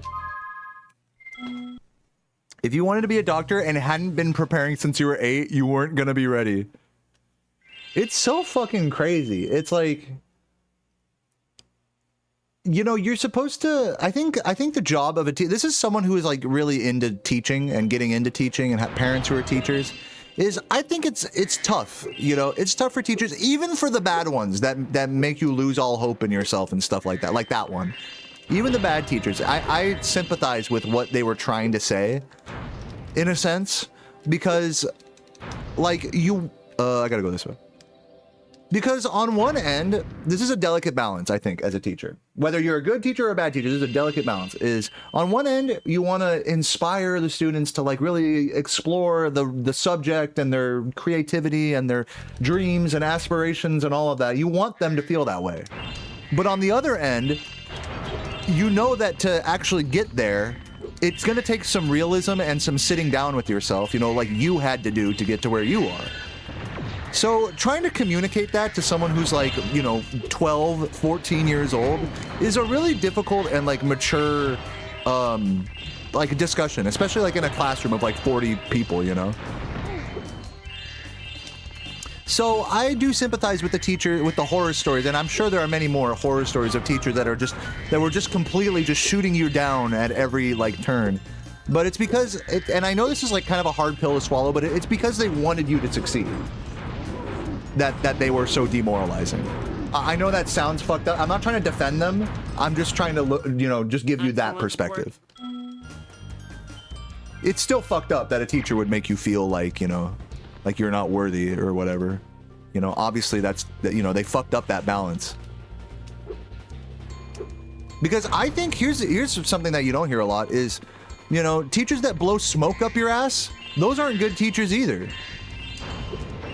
Teachers who are just like, yeah, you can do it. Yeah, sure. Okay. Everything's fine. Everything's good. It's fine. Yeah, whatever. You know, there are a lot of professions where you cannot be that way. Like, and maybe in some art professions, like you can get away with like having a cool teacher that just lets you get away with whatever. But, you know, the more teachers you have like that, the more it's like, and you actually try to get into that field, the more you're like, ah, well, you know, they were a fun teacher. Dude, I am fucking this up. They were a fun teacher, but they didn't necessarily help me in a genuine way. But we like those teachers, because generally speaking, like, you'd rather be on that end of the spectrum than, dude, there's no way I'm hitting these guys. Can I hit any of them? Oh my god. I'm dead. I fucked that up so badly, everybody. I fucked that up absolutely atrociously. Let's keep going. I'm gonna see if I can reset this. So yeah, I don't know. I'm just saying, like, I'm not trying to defend any teachers here, but this is as someone with the teacher's perspective here.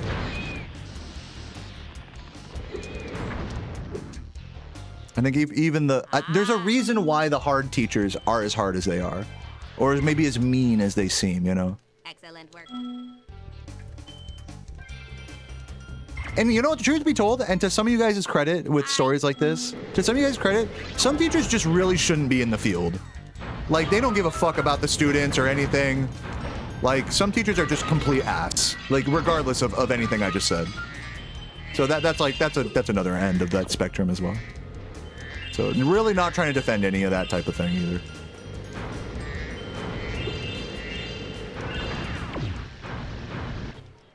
Nice flying. But yeah, I remember having some hard teachers throughout my life. Some of them were just ass, and others I could tell were hard because they wanted me to succeed. You know? And they would say, you know, the teachers that are hard because they want you to succeed, they will give you very bitter, like, reality checks very often. And that's for some people that is too much. I totally understand. Where it's like saying, like, you're not gonna, like, this shit about you're not gonna make it, you know, unless you've been going since you were a little kid. It's like, it's not meant to be discouraging. It's meant to be like a bitter reality check for what you're getting yourself into.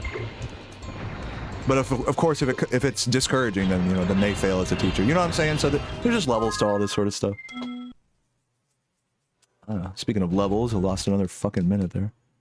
Yeah, there's a delicate balance to all of that. To the tough love versus the, you know, the easygoing, you know, cool teacher. There's like a balance between those two things.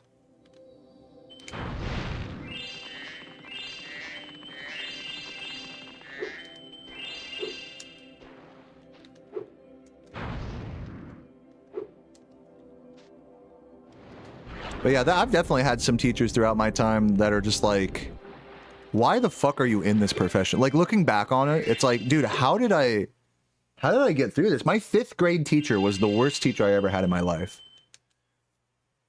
She was, I hate to talk shit on her, but the main story that I always tell about her is that she had a rabbit. And keep in mind, it's fine if you have pets and stuff, whatever. Maybe you'll bring it to school for one day or something, maybe. But really, you should keep your pets at home. I think that's like a fair thing to say for a teacher. Like, the school is not a place for your dog or cat. Or in this case, she had a pet bunny. And so if you guys know anything about bunnies, you know, first of all, they're very cute. And second of all, they shit little tiny pellets everywhere. They shit everywhere.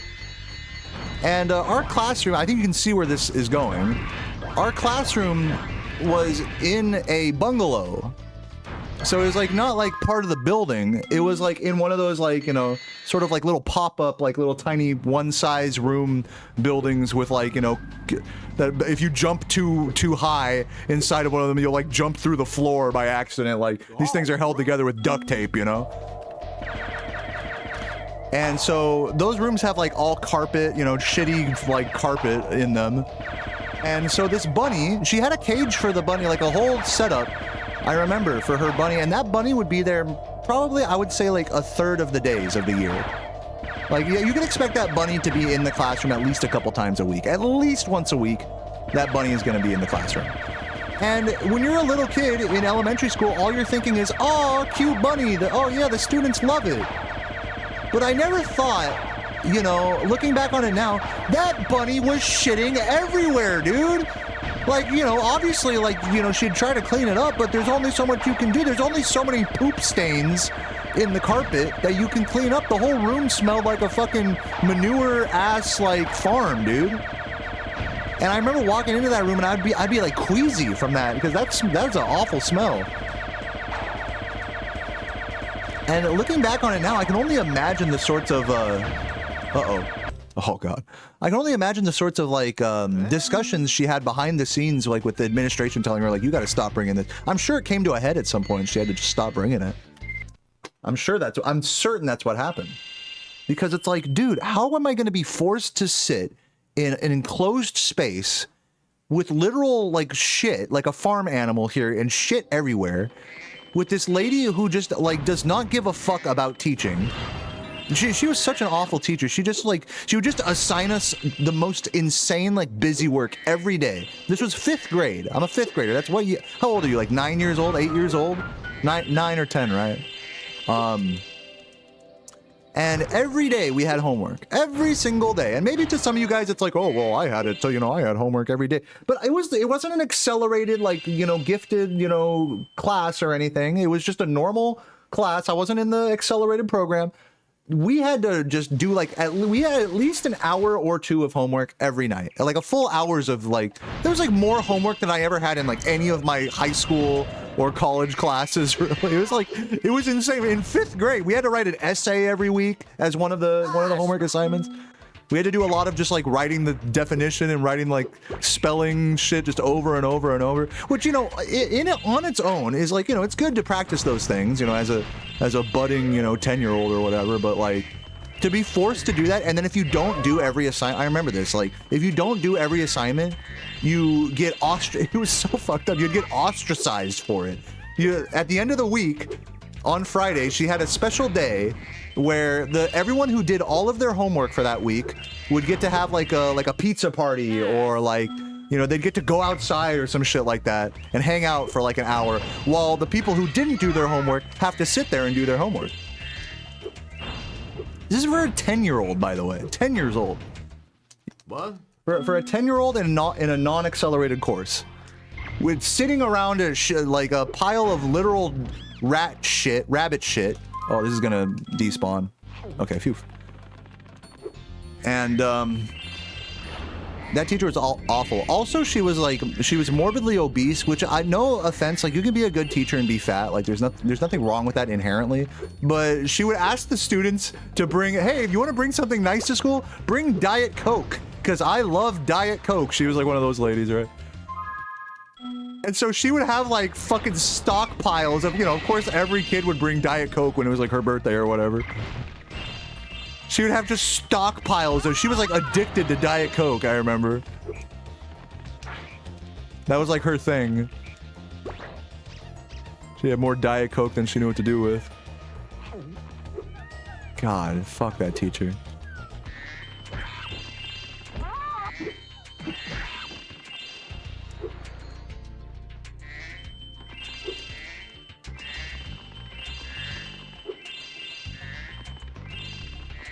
Why does Coke taste like assholes? You mean the drink?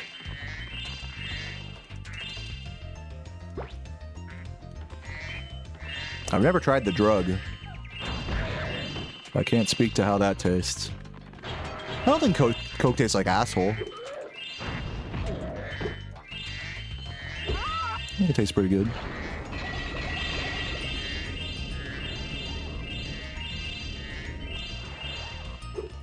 Of course, I'm a fat American, so that's important context. Dude, I keep missing her.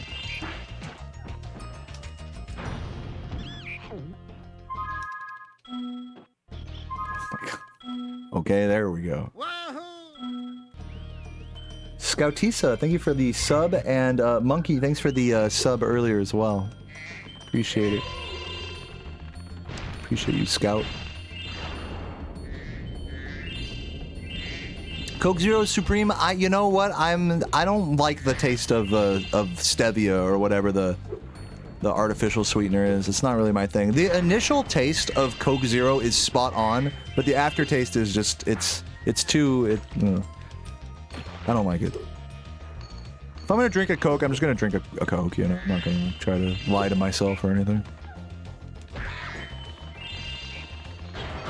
What are my percussion teachers like? So a lot of them, I was lucky to have, I would say, pretty good, like pretty, you know, pretty inspiring mentors in percussion.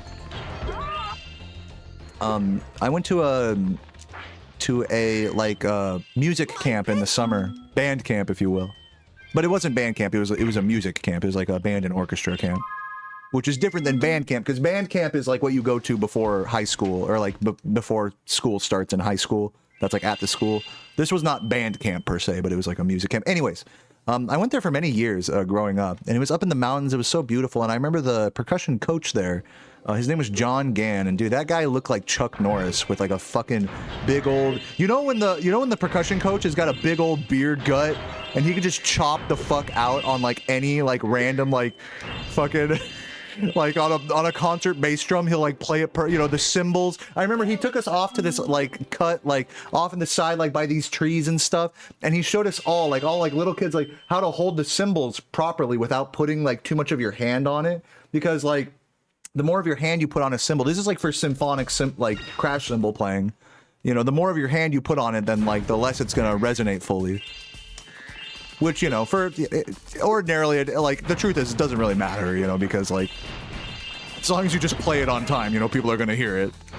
But you know, he really showed us the exact way to pinch it, so that way, like the what the fuck? So that like the least amount of your finger would be touching the bell, which I found interesting. But yeah, he was a really cool guy. That guy was a real big mentor to me. Another big mentor to me was another big former football player, fucking big gut guy that used to like march snare drum in DCI and stuff. His name was Eddie. That guy was cool. It later came out with Eddie. I don't know if any of this was true or not, but I had heard from some of the other female like percussionists that he was like kind of creepy with them. So that was a shame to hear. But I was in, you know, this is like one of those things where I was in the lucky position that like all of my teachers were really good with me when it came to music and percussion. You know. Yeah, I'd have the odd like, you know, weird or bad band director, but you know, never anything that like personally was like a big problem for me at all. Though other students, you know, would really get the short end of the stick. And I'm not just talking about like, you know, girls like being creeped out by like offhand remarks, which happens more often than you'd think actually in educational like music stuff, which is really weird. But also, like just like conductors that suck, you know, like it's not necessarily that they can't conduct, it's just that like there's like so much like whatever they're telling you is like always like there was one, okay, let me put it this way, there was one conductor when I first got into high school, and he co-owned a music store nearby the school. And so he would always like tell students to go buy stuff from his music store, get your instrument repaired at our music store, even though it had no affiliation with the school whatsoever. It was a private interest, which is highly illegal. Obviously, we didn't think too much about it. Oh god, am I gonna make this? And yeah, that was another one of those creepy band director guys that was like hitting on the fucking big titty high school flute players and stuff. It's weird. No, and then a different band director, he was just a mess. That guy would just like, he had trouble like with students. Like he had like a respect issue with students. Like students just didn't respect them. And you know, that's like the worst position you could be in as a teacher, is when you appear like kind of like weak. It's very much, it's so weird. It's like there's very much this like alpha sort of like authority. You have to like show that you know what you're talking about, that you not only that you're good at like an instrument or at your subject, but that you can control a classroom. You know, you can get people to quiet down without getting too emotional. This band director was really bad at that. He would always like throw hissy fits and stuff, you know. And he was a great bassist, great you know, solid conductor or whatever. I mean, he'd been doing it for years, but it's just, man, like it was so sad because like all these students like kind of just shat on this guy, and they like didn't like him because he, you know, he was kind of a bitch like that. But at the same time, it's like, you know, me being one of like the few like actually people that actually cared about playing music there, like I was nice to him. Like I don't just like shitting on people. So I was nice to him. I'd like come in at lunch and like practice and stuff. And man, I became like his fucking therapist, dude. He would like fucking tell me about everything that was like bothering him. Oh, this student did this to me today and whatever. And it's like, dude, you're like 58 years old and you're letting high schoolers bully you in your own classroom, you know? It's like, that's what I was thinking. I was like, are you serious? You're letting what some fucking kid said, or some kid broke an instrument, and that's ruining your day? Bro, what do you expect, man? You're a fucking, you know? But yeah, I mean, it's tough, dude. Like, I felt for him, you know? I did, because it's like, he doesn't deserve that. But at the same time, it's like, what the fuck do you expect? Like, what the fuck do I expect on this run right now, you know? Oh, fuck, this run's doing so badly. Meanwhile, I'm yapping about unrelated shit the whole time. What do you expect, you know? It's that type of thing.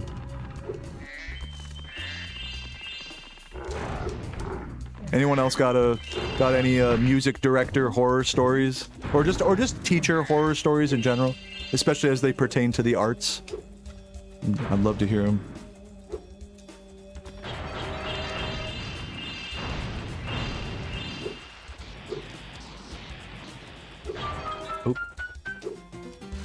Oh my god, come on. There we go. Oh, thank.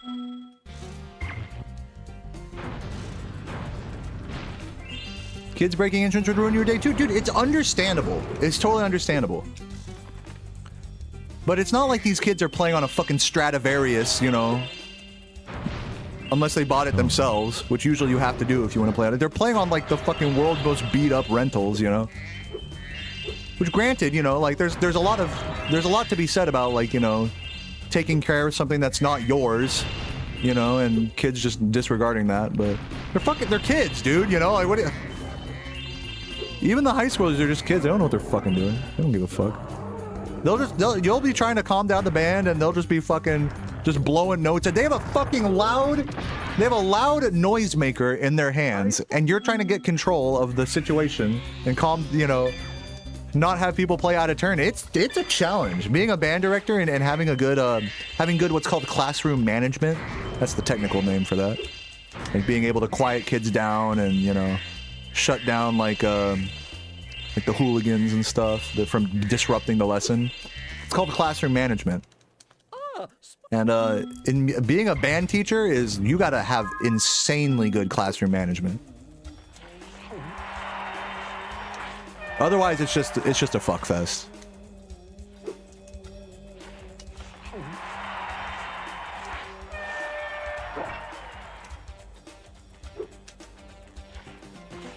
Oops. Oh, I'm seeing some stories here in the chat here. I'll catch up in a moment. Gotta focus on this hockey.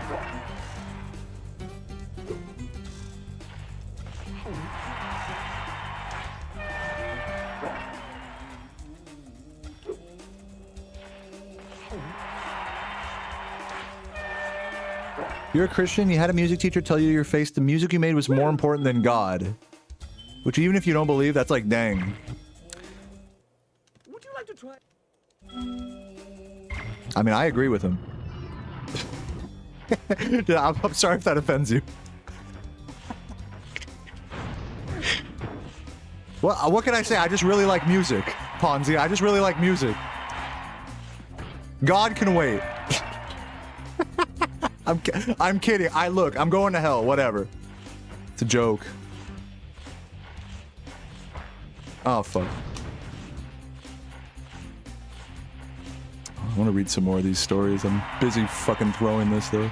Oh, I'm definitely getting fucked here. Oh, nice recovery. Yeah, God, it's not even why is this a battle between the music and God? It's like the two things are one and the same, are they not? I always look at things like art, you know, and to me, speedrunning is like performance art, you know, in a way, you know, streaming and speedrunning. I look at all forms of art, especially performance art, as a way of getting closer to it, to like a spiritual being, you know, or a spiritual part of yourself. Fuck. So as someone who's like not religious, personally, like doesn't necessarily believe in God, oh my God, he's fucking the camera, dude, please. Can we just get it? I can't get it in, dude. Like literally, I cannot find the clitoris of this fucking goal right now. Thank you.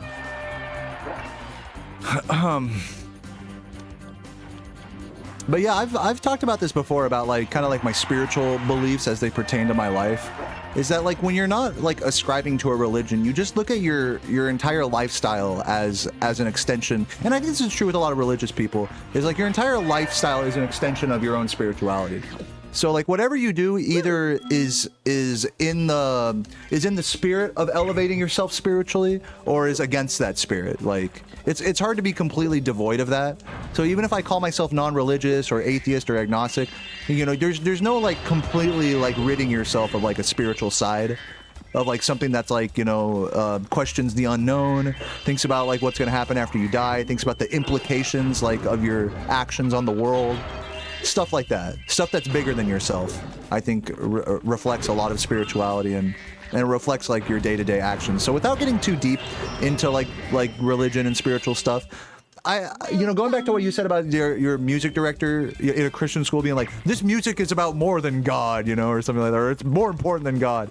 It's like, I think if I was him, and what I'm guessing is probably what he meant, and I'm not going to speak for him, but what I would say in that way would be like, this music is how we connect with God. This music is our way of speaking to God, is our way of like being one with God, you know? So it's like, it's not even that it's like more important or whatever. It's just, I feel like that's probably what he was trying to say, was something along those lines, and it just came out like, he used the wrong words. That's what I'd imagine, because that's what it always is with, especially like gospel music. You play music in a church. It's like the purpose of music is to get you, in a lot of those cases, is to get you closer to God, you know, get you closer to whatever religion or spirituality. I mean, enjoying music and listening to it and just closing your eyes and being one with it is very much a spiritual experience. Like, religious side of it aside, you know, it's like, it's very much like you become like one with God or whatever it is. One with like a deeper, you know, non-real version of things. That's gonna miss. With music, but not just with music, it's like with anything you do as well. And especially as it pertains in my life, you know, I've been around a lot of like types of like performance art. I look at all forms of art as like a way of spiritually like connecting with like the universe. And instead of God, you could just use the word the universe as well. It's like, it's interchangeable. It's like when my runs are going bad or whatever and I'm trying my best, it's like, it just feels like the universe just like, you know, the universe just has different plans for you. Or God, it's God's plan, you know? So instead of saying God, I just say the universe, you know? Because that's even more all-encompassing than God. The universe encompasses God as well. And I think people who say God mean to encompass the universe too, you know? It's just whatever is like beyond our realm of understanding is encompassed by the things that like make us feel a certain way.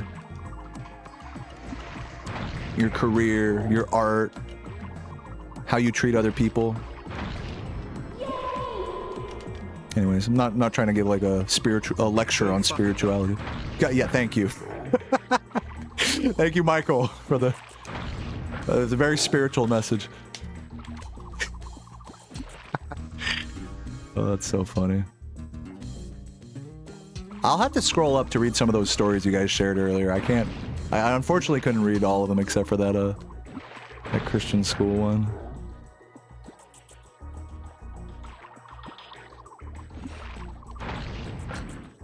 But yeah, I'll tell you guys what, man, when I'm on a good run, whether it's world record or not, if I'm on just like a potential PB pace in any of these 3 Spyro games now, there's just like a feeling that you have during that when you've worked so hard for so long, you know, and you're finally on a good pace, like the cards are lining up, you know, you're playing well, you're focused, you're like one with the shit. People call this shit like flow state or whatever, but it's just like, however you want to call it, it's like you really feel, you experience a feeling that like no other thing than trying to be like the best that you can be, or to trying to have like a positive impact on the universe and have the universe smile back on you can really give you.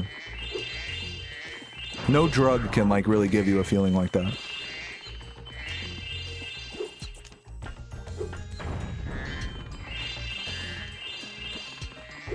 Not to virtue signal or anything, you know, obviously there are more virtuous things I could be doing in this world than sitting on my ass and playing games, but this is the path I chose and the one that makes me feel that way, you know.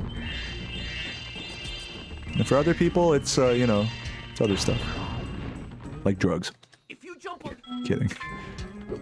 Tacos are good, dude. Tacos are good. I've actually been eating a shit ton of tacos lately. Oh my god, because we are out of groceries. Kush got in the building. What's up, Elliot? Tacos are good because I didn't read the rest of that, because Mexicans are Catholic. I don't know about that.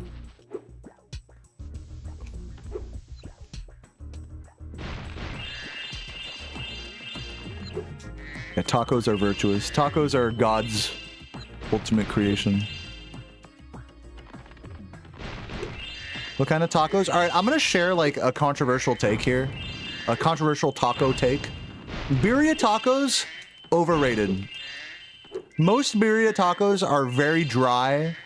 You know, they need the consomme, and the consomme just isn't that like beautiful slow cooked like type of thing that it needs to be in order for it to really be good. And even then, it's so savory and so rich that it's like, it makes me wish there was like Like I need to like have a salad after that shit, you know? It's just too much like meat and cheese and juice and stuff. Not that I don't like that, but it's just I just think it's a little bit. I think it's, as far as like different types of tacos go, birria tacos are not at like the top of my list. I don't hate them, but I just think they're overrated.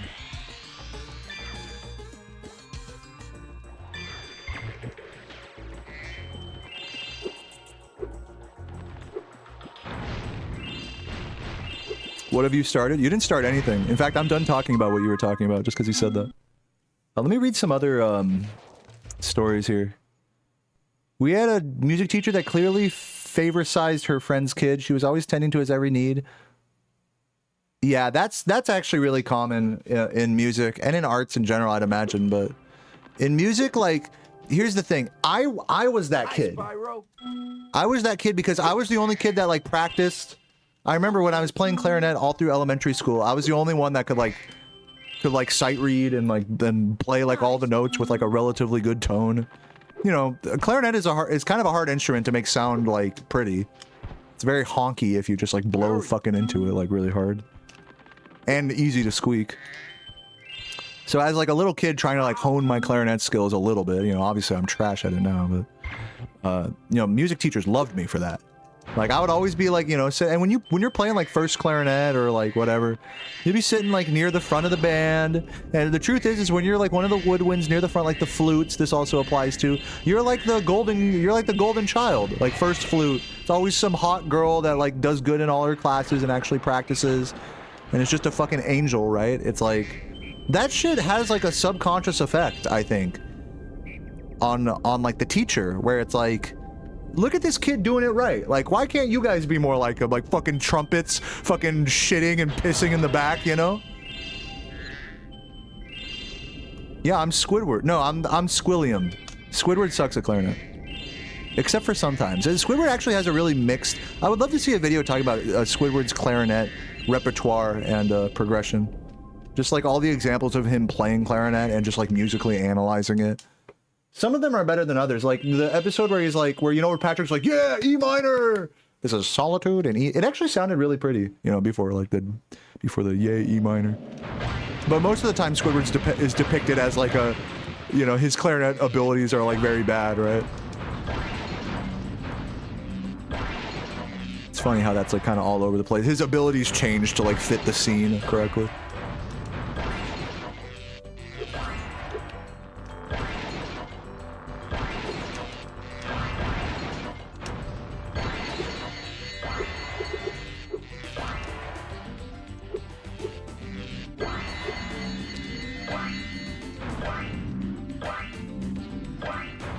When the bubble takes his house, yeah.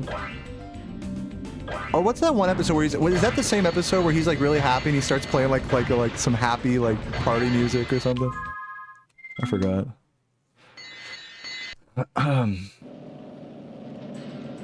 Clarinet and violin are some of the worst instruments to hear amateurs. Yeah, for sure. They're very common instruments that like I think a lot of people put down before they could understand how pretty they are. Oboe, another instrument like that. Oboe's a less common instrument, but you know it shares a similar folly, where it's like you really got to work on tone and you know think about your reeds and moisture levels of all that shit. Embouchure, which is like how you know move your mouth around the shit. It's very sexy actually. These are things that are just really hard for like an elementary schooler or like middle schooler in their public school band class to like really internalize.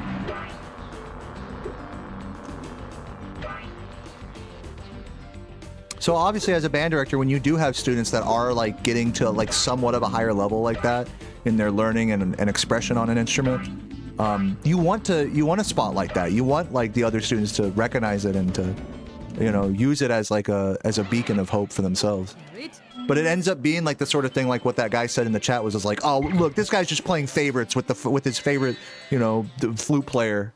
Oh, I pressed retry.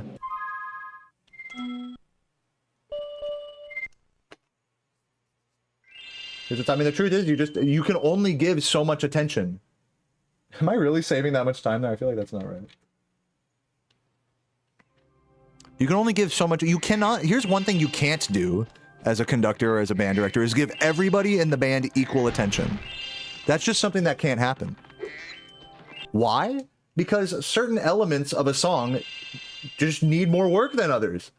If there's like a really loud fucking like tuba solo in a song and the tuba player's fucking up, you can bet the conductor is going to spend the entire rehearsal, you know, just focusing on that while everyone else has to sit and wait, you know, before you run the section again. That's just how it is. That's just how music is, you know. You're only as strong as the weakest link in a band like that. And so, yeah, it definitely creates a lot of situations where, you know, it's like an unfair distribution of attention.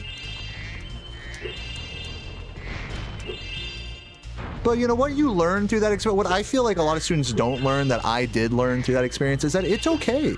It's like, it's okay for the band director to not acknowledge me, you know? Spyro. It taught me about, like, it's a lesson of humility. And like melding into something larger than yourself. Very close to the windmill, or you won't make it.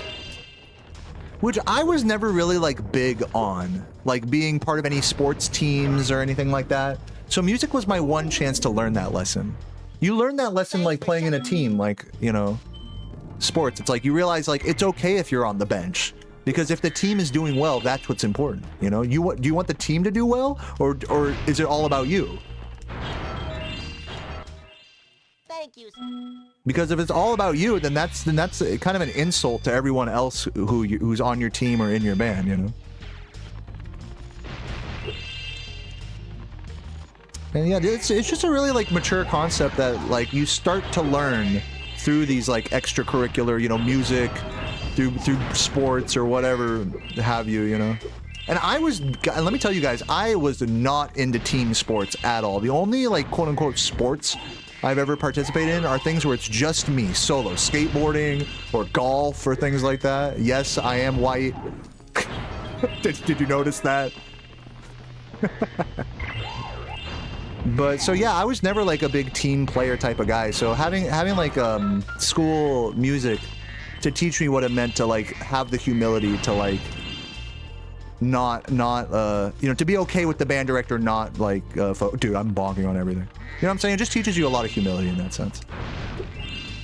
But on the other end of the spectrum, you know, it's like it could be frustrating as well. You know, I totally get it. I hear that same kind of gripe a lot. That it's like, oh, the band director just like, you know, the band director just didn't help me. They were always focused on someone else.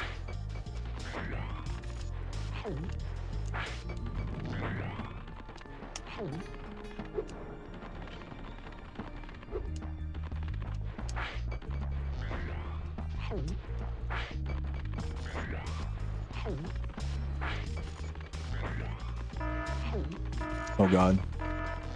This is gonna be really bad. Okay, he's gonna be back here. Okay, barely hitting him. Yeah, at least we got 4 here, that's fine. Yeah, that's not what we wanted to have happen there. I don't even know it. There they are. I didn't know. I guess they both run when that happens. Dude, these alarms are happening like way too quickly right now. Okay, I'm making it work, but like I'm kind of getting unlucky with these. I'm not really sure what I'm doing to trigger them so early, but those were like particularly unlucky alarms there. Nice. Of course, he's on that side. Dude, where's the last one? To hit it again. Yeah, he like went right into me. I look like a med king. What does that mean? Menelaus? Does anyone know what the fuck Cool Love is talking about? What the fuck is Menelaus? I'm missing a gem somewhere. Didn't even notice. Oops. It's probably one of the ones up above. I totally did not check for that, and also I did not visually confirm. I know exactly where it is. Oh my goodness, let's just keep getting hit. Oh yeah, let's fucking do this. Do we have the thing? Oh my god, I'm out of sparks. This is great. Okay, I don't have another one. What do I do here? I guess I have to go just grab the other one. It's a pretty bad recovery. What I was supposed to do, though, actually, let me show you guys what I was supposed to do. You're supposed to do this. You have to make it over there. Yep, that's the recovery. Instead of actually grabbing the orbs. Let me actually just do that, just for practice. Yeah, correct. And then here, you can get up here, and then, yeah, there we go. See, I'm learning. We're learning all the deep cut recoveries here. What's up, Piggy? Look, oh, the King of Sparta. Oh, I look like the fucking main dude in like 300. I look like that guy. Dude, you should see my Baldur's Gate 3 character. He looks like fucking Lord Farquaad, like, grew up.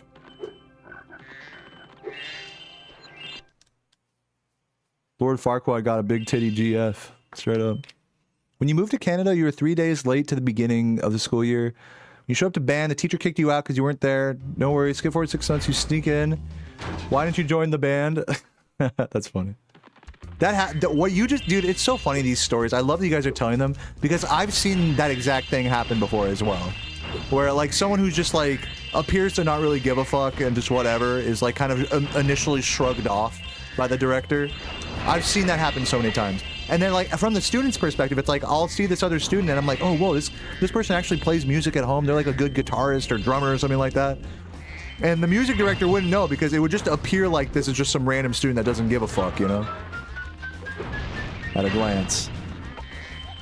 And then, like, when they actually just sit down and just play, the director's like, oh, yeah, okay, yeah, you can be in the band now. Yeah, I've seen that exact thing happen.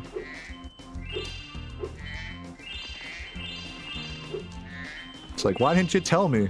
You actually gave a fuck about music. I thought you didn't give a fuck about anything. Because that's the thing, is that, like, you teach music in a public school, most students don't give a fuck about music or anything. You know? Like, that's an important thing to remember. So you have to have, like, the filter up as, like, a conductor to, like, know when, like, a student actually gives a fuck or not. I hate to say, like, you judge a book by its cover, you know, but it's, I mean, it's... Anyone who says, I'm gonna say something real quick. Anyone who says they don't judge a book by its cover is a liar. You're lying to yourself. If you say, now, it's important that we try not to judge books by their covers, judge people by how they look or by their initial, you know, first impressions. But that's literally what you have to do as a teacher, is like, especially as a band director, is you're getting all these brand new students that you've never met before and getting them all organized into, like, the correct spot and correct placement in a band and stuff. That is not easy. That requires a lot of judging books by their cover. An audition only tells you so much, you know?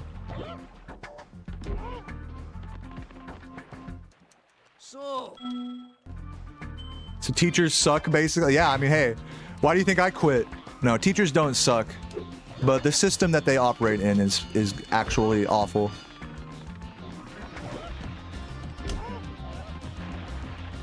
And a lot of teachers do suck as well. But a lot of them are good too. And honestly, even for all the bad ones out there, like, you kind of just got to take whatever you can get in this world at this point, because they do not pay these teachers. Like, someone like me who actually gives a fuck, they couldn't pay me. They weren't going to pay me enough, you know, basically, is what it all boils down to. You put up with the worst of the worst shit if they pay you enough. That's just human nature. I'd put up with getting slapped around by a bunch of random ass people if it meant making 6 figures a year. But no, a teacher can't even make that after, you know, after pension, after working for 20 years and a pension and all that. My parents did exactly that. My parents they exploited, like, trying to make as much money from being teachers, not exploited, but they tried to make as much money from being teachers as possible. They were bilingual, they worked in the inner city, they wrote grants, you know, they stayed after school. They did all of that. They did every bonus thing that a teacher can do to make extra money. Had master's degrees.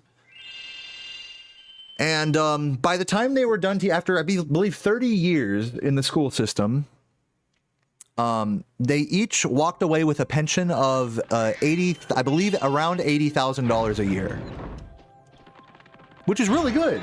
I mean, that's like about as good as it gets for a school teacher. So now look at it from my perspective. Now I'm just getting into, you know, being a teacher. This is like a year or two ago. I'm just getting into being a teacher, doing all this student teaching, going to school and all that. And it's like, okay, intro salary, $34,000 a year, and you have to buy all the instruments for all the students, basically. But not all the instruments, but you have to buy all of like the valve oil, pay for repairs, and a lot of that, whatever $30,000-$40,000 you're making a year initially being a teacher in America. That's a lot of that's going right back in your classroom.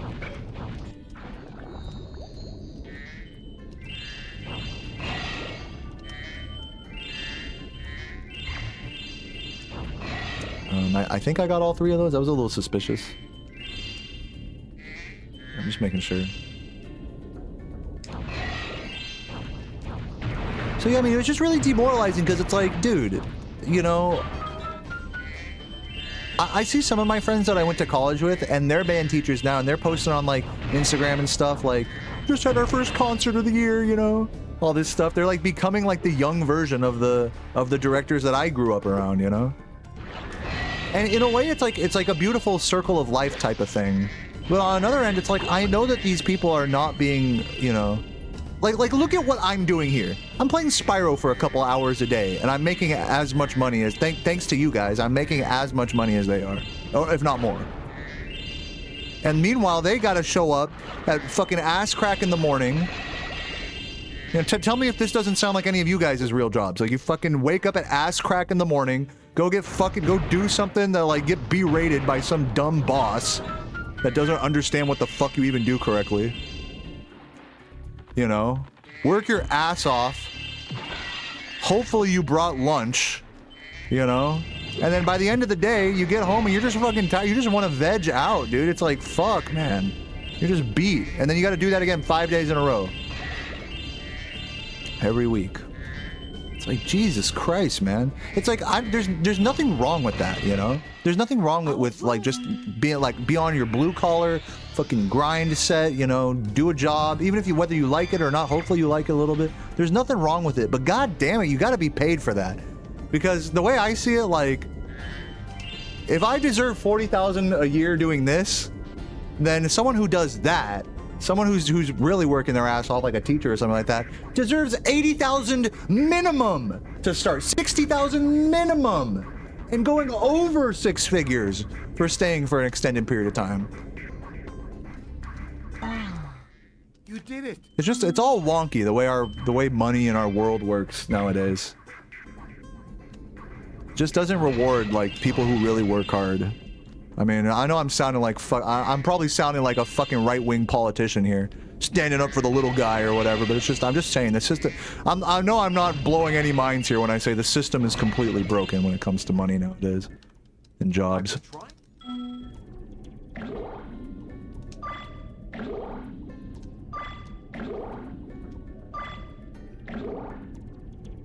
I sound like a socialist. Yeah, whatever. Either way. Whatever you want to call it.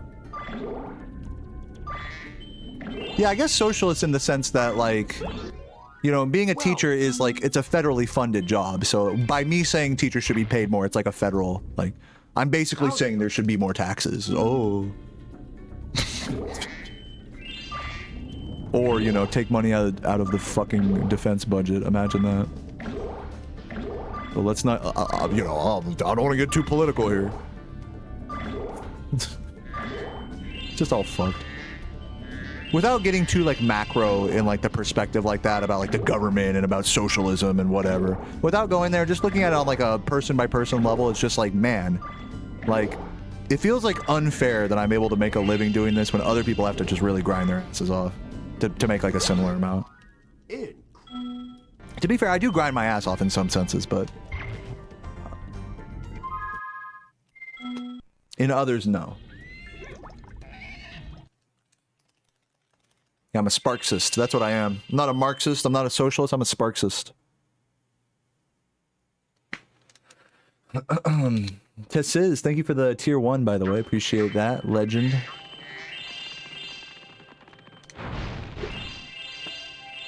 We are 5 minutes behind. We are on track. Actually, we can still sub 150 this round. I know it looks like I'm going to get like a 151 or something, but there is like 2 minutes to save in Autumn Plains. if we play it well here, I can still sub 150. That's gonna be the goal of this run.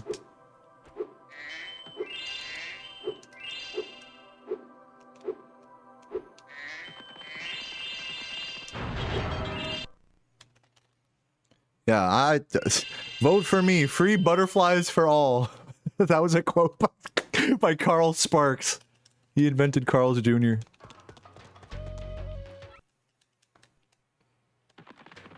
What's up, Mac? GG? I mean, the run's not over yet, but thank you.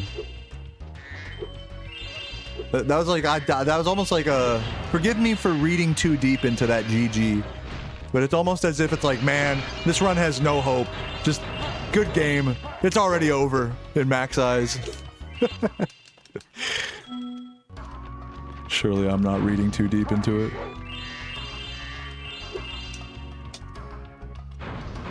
He meant good luck. Yeah, I definitely did read too deep into that. Why am I not surprised?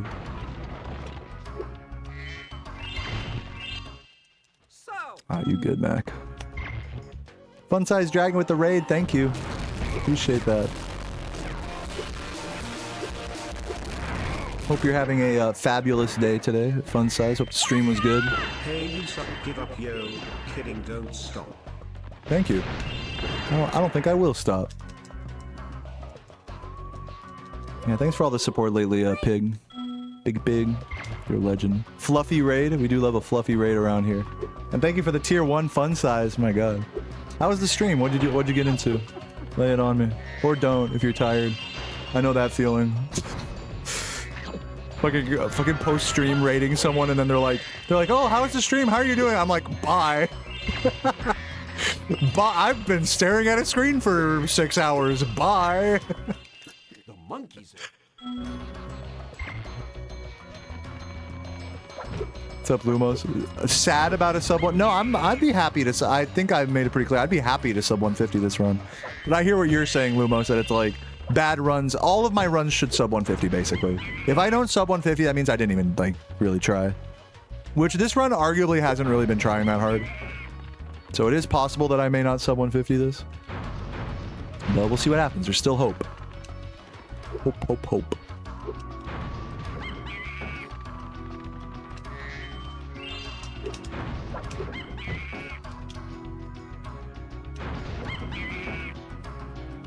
Work time. Have a good day at work, Rad McBad. Thanks for popping in. She sprayed mace. Dude, are you talking about the teacher? Your teacher sprayed mace in the classroom because some kids were fighting? That's wild. That's an easy way to get fired.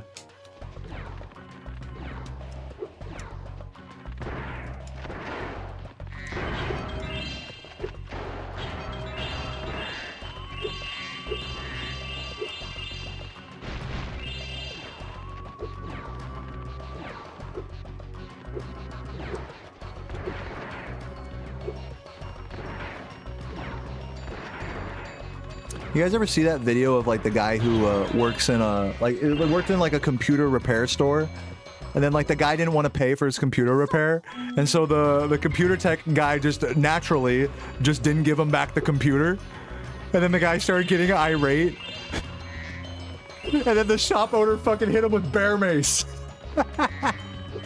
Fucking love that video. That was such a good like instant karma kind of video. Don't fuck with the computer repair guy. You will get bear maced. Okay, did I get the red there? Yeah, see that red trolled my last run, I remember. My 144. I gotta really be paying attention to that. I think as long as I manually collect like the second one, it should be good. Whoa, I got a proxy off of that guy. That was tight.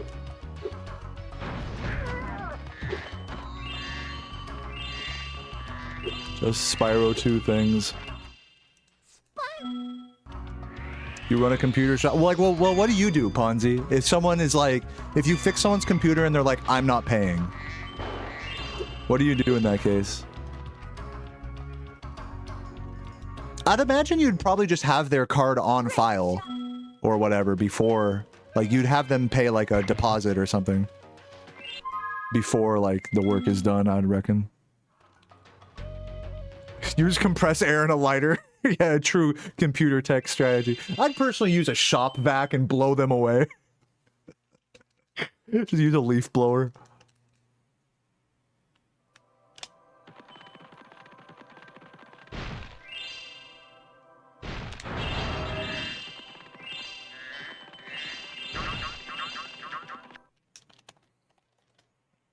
I just delete system 32 real quick. Oh, your computer doesn't work anymore.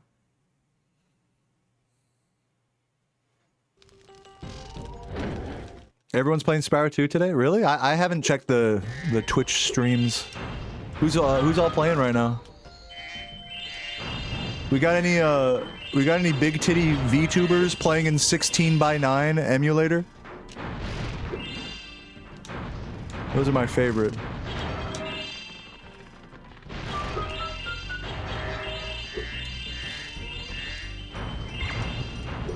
Slow there.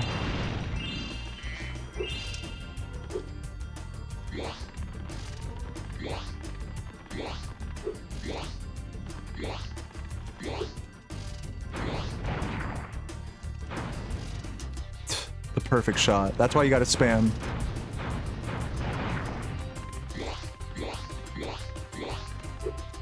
You wish there was more Spyro 3 streams? Well, dude, the good news for you, Krishu, is that I'm not done grinding that game. It's just that I'm focused on this game right now. I hope that makes sense. So yeah, to anyone who misses Spyro 3 or Spyro 1, like, you don't have to fret. I will get back to those games. I'm not like, I'm not like done with them forever or anything.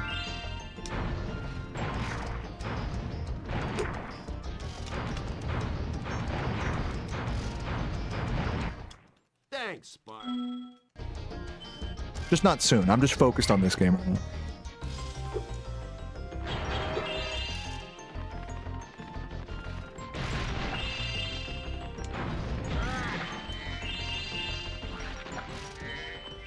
You watched the Bear Maze video? He was reviewing the Bear Maze. Well, when I shot in the guy's face, there was a little bit of a, you know, kind of took a minute for the trigger to work, you know, so honestly, I think if it were a more high-pressure situation, I think I would have been in trouble there, but luckily I got fingers of steel from soldering motherboards my whole life, so, you know, I was able to quickly dispatch the target with minimal blowback. I'll give this Bear Mace a 4 out of 5. I almost fell there.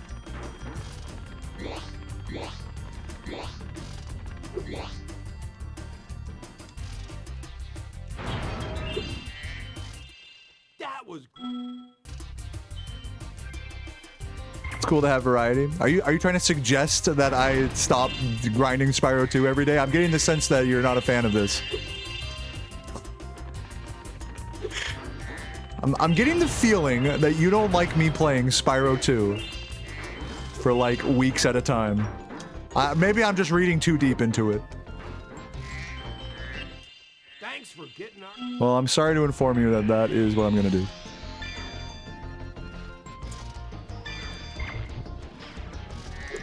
What's up, Morello? It's going good. Today's good.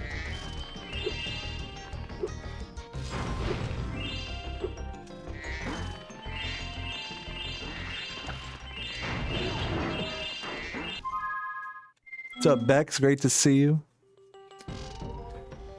You're gonna ask how I was gonna do more 120 with Nestor Skip. I really don't plan on doing 120 attempts with Nestor Skip. I mean, all of this stuff is just like, anytime you guys are talking to me about like, oh, play this game, learn to speedrun that game or whatever, switch, or even just switching Spyro games, it's stuff that I'm totally willing to do like in the future, you know? 120% with Nestor Skip, I mean, I'm gonna have to definitely sit there and like grind out Nestor Skip a lot on stream. Like, yeah, I'm not sure if you realize what you're asking me. Because what you're asking me is to sit here in front of Nestor for like multiple streams and many hours, not going anywhere, not playing the whole game, just bouncing against Nestor in the hopes that one day I'm consistent enough to try to do it in runs. And even then, it's still gonna be like probably me just failing it a bunch. So I'm just saying, just be careful what you wish for. In theory, me doing runs with Nestor Skip would be great, sure. And then I stay on world record pace, and then I get a low 120. I mean, that's not an impossible reality, but I'm just saying, think about the steps required to get there. That's all I'm saying. So be careful what you wish for, because it may just come true. But no, I don't plan on getting back to 120 anytime soon. If anything, I plan on yeah, it is a skill issue. That's the exact problem. Is I fucking suck. I can't just do a really hard trick perfectly every time. It's a total skill issue. If only I was just literally perfect, I mean, it wouldn't be a problem. I 100% agree.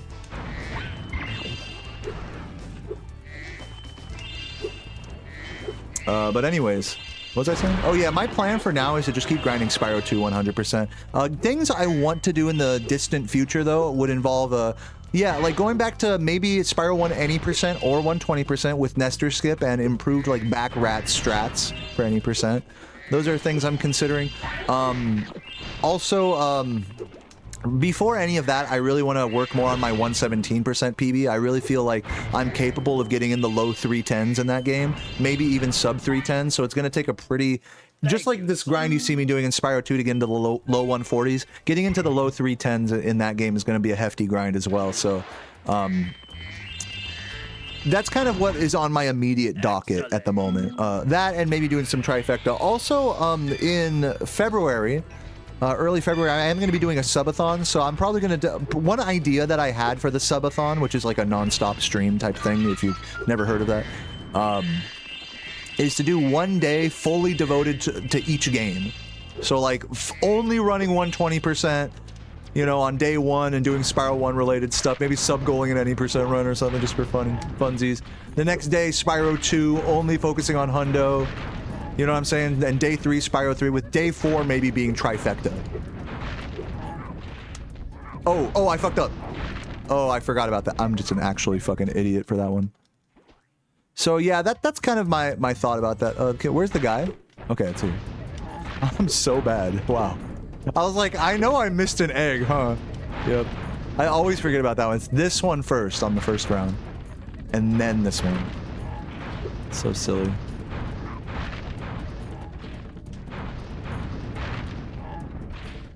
But yeah, you know, besides Spyro 1, 2, and 3 related stuff, so in order of importance of things I'm going to do, it's going to be, first of all, it's the subathon, which is going to encompass all 3 Spyro games, but getting back to my actual grind, it's going to mostly be focused for now on Spyro 2, then Spyro 3 again, and, you know, all of this could change maybe, you know, depending on how I feel. But then after that, maybe a Spyro 1 grind after all of that, which is going to be like many months, you know?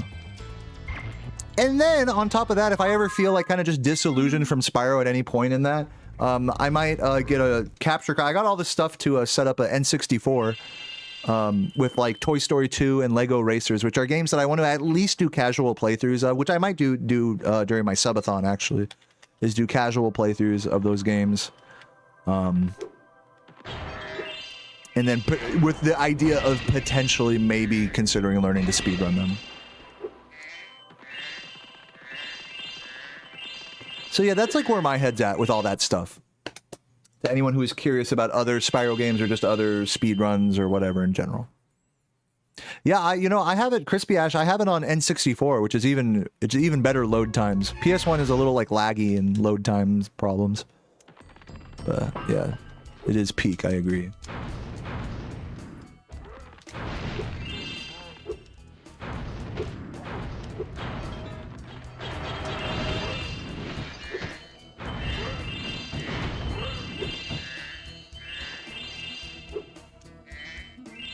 Too far away. Casual Ape Escape 2 or 3. So yeah, I've done a casual Ape Escape 1 run. I'm not personally interested in doing Ape Escape 2 or 3. I would consider maybe learning the speedrun route for Ape Escape 1. Maybe. But you know, again, just like Toy Story 2 and Lego Racers and stuff like that, it's pretty low on my priority list.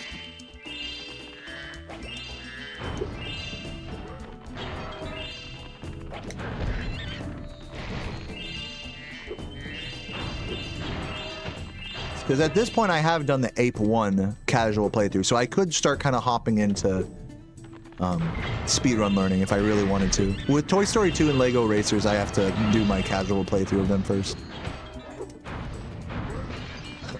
But, you know, I just want to reiterate, I don't really have any, like, really strong interest in any of those at the moment. These are just, like, I have vague interest in those things. Very vague interest. And so for me to sit down and really commit, you know, it's just going to take some more than just vague interest. You guys understand? Look at that amazing fireball. Oh, did I get this guy? I think I needed him. Okay, no, I didn't, but that's fine. I didn't know.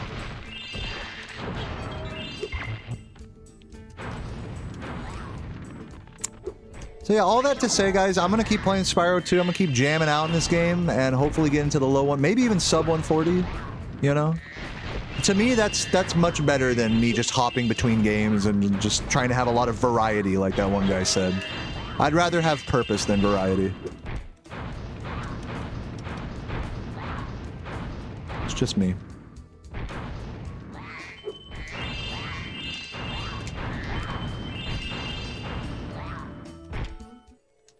What's up, Aiden?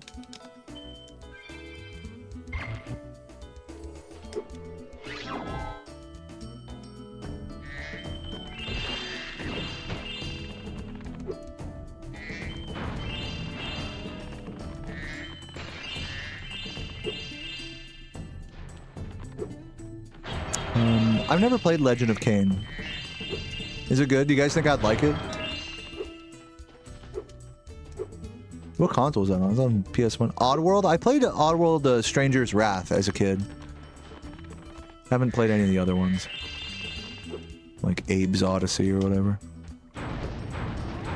Yeah, no, I agree, Bob. Yeah, I'm glad that you and I are both like on that wavelength. I get the feeling a lot of other people do feel that way as well, but it tends to be the people kind of asking about this are like always like, oh, when are you gonna try something else? Or try something else, try something different, blah blah blah blah. It's like, no.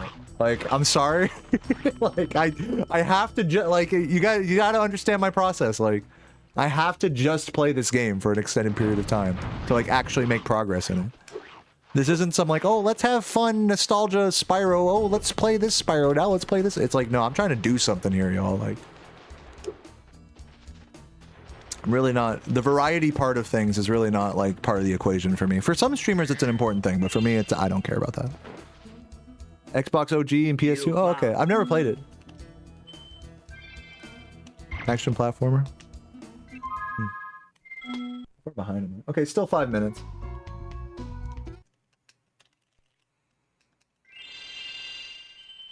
George, with some George fans in the chat.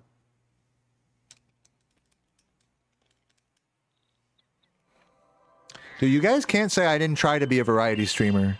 You guys remember the Morrowind hours? You guys remember the RuneScape hours?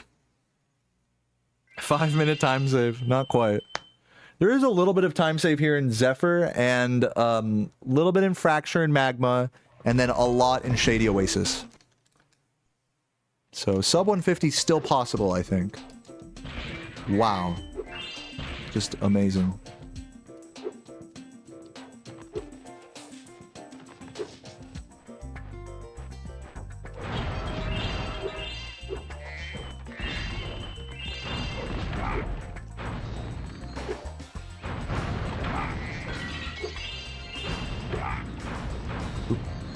Missed.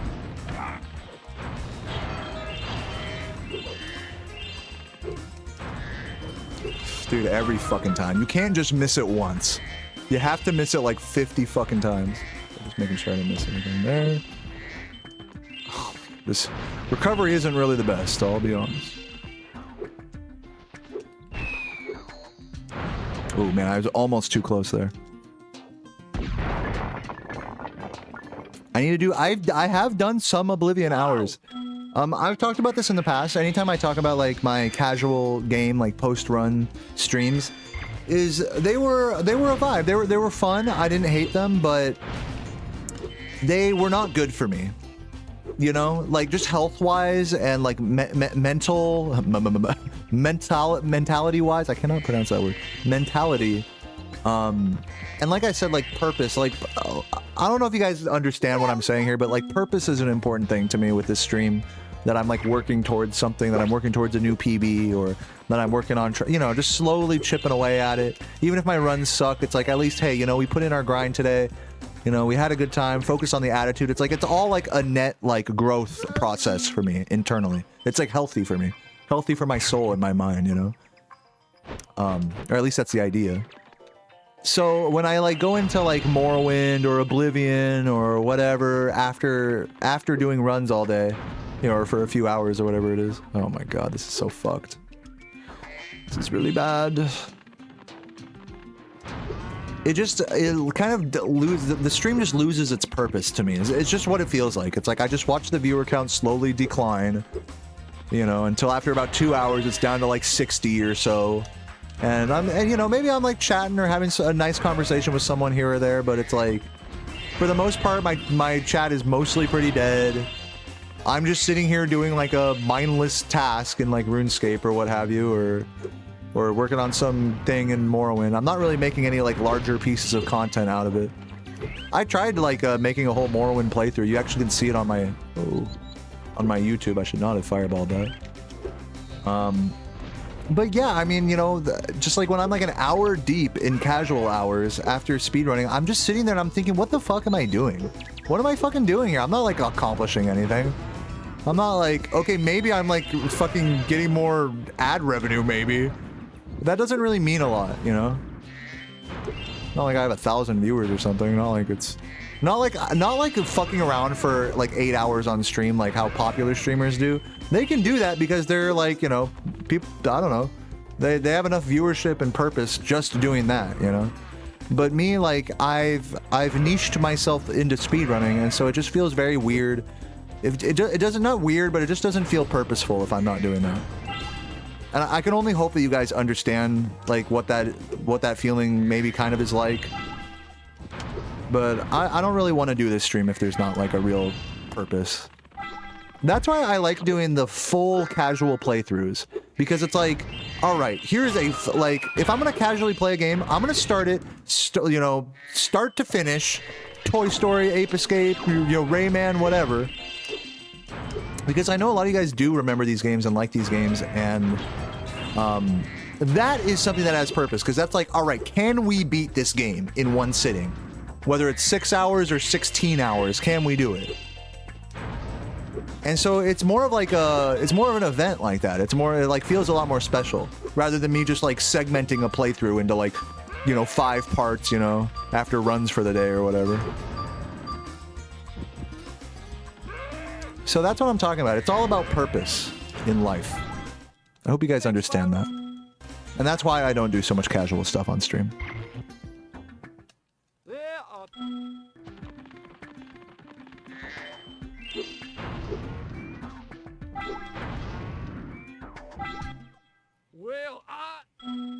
There's a hump every streamer has to face when going over. Are you a streamer?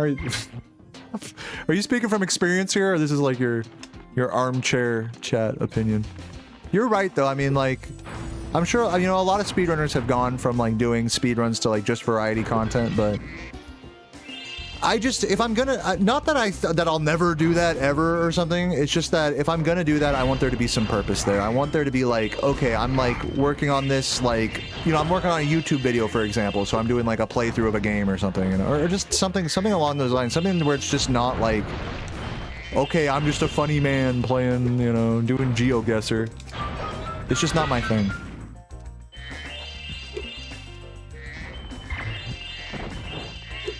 It's not what I want, it's just not what my audience wants. Not that it can't be done, it's just, like you said, it's just a really tough transition to make. And unless I really want that, you know, there's just no point in like, doing that. But yeah, Morrowind hours were tight, RuneScape hours were tight. I very much enjoyed them while they were around. But I definitely do remember the feeling that stuck out to me the most was like the lack of purpose when I was doing those things. It's okay to stream and not have like a, you know, a greater purpose to what you're doing, like trying to get like a fucking world record or whatever. Well done. But I think, you know, I haven't gotten where I am in streaming from that sort of outlook, you know?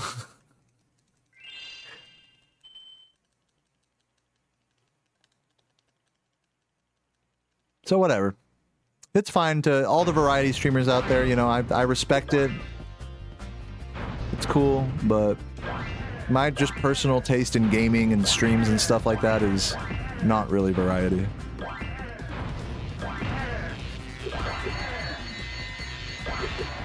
And that's okay. That's what makes me me, you know, like I don't have to like try to break out of it. This is like one thing is that it's like, oh, you know, it's like you're stuck as a speedrunner. You like only can play these like couple of like this one game or these couple of games. And oh man, it's so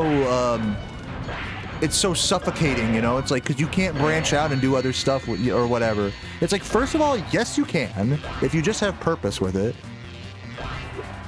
And secondly, there's nothing wrong with that. There's nothing wrong with playing Spyro 1 120% for 10 fucking years. You call me Stockholm syndromed up or whatever, but like, it's like, you know, maybe I'm huffing copium here, but like,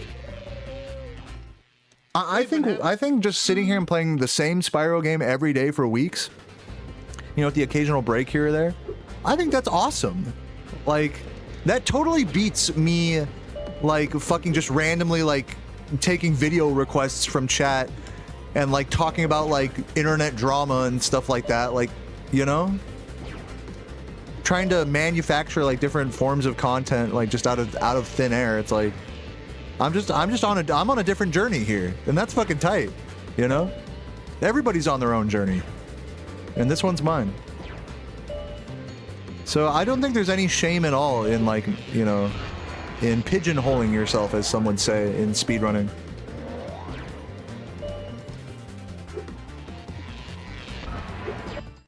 As long as you like it, that's what's important.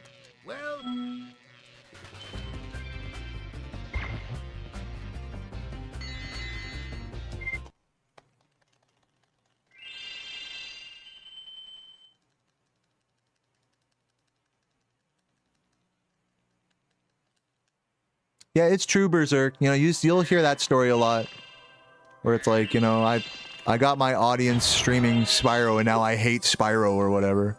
But I don't hate Spyro. Sometimes I hate, dude. Fuck. I hate this. Can I just talk to Alora? Fuck. Would you like meat? I mean, look, dude, I got a smile on my face, man. Like, this shit still entertains me, even in the stupid moments or in the dark moments. Like, I'm here for that. Don't go Sniper Wolf. Isn't she like insane or something? I don't even know what's up with her. Isn't she like, I don't even know what's going on with Sniper. Don't even tell me. I don't even want to know. You know what I'm saying? It's like, I get the benefit of not having to think about people like Sniper Wolf. Look at like someone who is like really successful in variety content, like who's that guy? Moist Critical. You know, he's like probably one of the most successful variety streamers ever. You know, all he does, he just posts like a YouTube video every day talking about the news of the day, basically. Or whatever he finds interesting. I would hate that. For myself, it seems at a glance like, oh wow, that's like awesome. Like, you know, because it's good for him, you know what I'm saying? But that would not be good for me. Because I don't like, you know, focusing on like random shit that's happening all the time. You ever watch one of his streams? It's him just basically taking like requests from his chat to like look into different things. And then be like, oh wow, that's terrible. Oh wow, that's fucked up. Let me rant about it for a YouTube video, you know? It's like, I'm not dissing it. I mean, I love Moist Critical, but I'm just saying it's not the sort of thing that I would want to go out there and it's not for me. It's not for me to make, I should say. It's fine to consume, like I don't care. I watch all of the fucking Penguin Z videos, but you know, it's like you really learn about a lot about yourself when you make like when you make videos or you stream for a long time. You learn about what you like to do, what you don't like to do. I think in that way I am pigeonholed, where I am not like, maybe I don't have as open of a mind as like a fresh, brand new creator that has no idea what they want to do.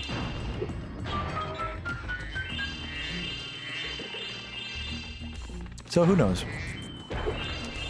But yeah, just to give like a random comparison, it's like, here's this guy that makes like, you know, talking about like Moist Critical. The dude makes like probably millions a year, like just talking about random shit. You know, he's not trying to fucking play a game professionally or anything. So it's like, why am I over here trying to making it so much harder for myself by playing this game? But it's like, for me, this is easier than that, and for him, that's easier than this. That's like an important distinction, I think, is that there's just something different for everybody, both to consume and to create. It's one thing to consume something, and it's another thing to create something. And you can consume like one type of content like it's nothing, but to create it is another story. That's how I feel about video essay speedrunning content, which is like, you know, obviously a pretty big niche on YouTube. Like, if I really wanted to break into like the speedrunning YouTube, you know, and really get like a bunch of subs and stuff, then I would make like highly analytical speedrun like videos that like fully take apart the Spyro games and like talk about the world record history and stuff. There's a huge hole on YouTube for that with Spyro, the original games at least.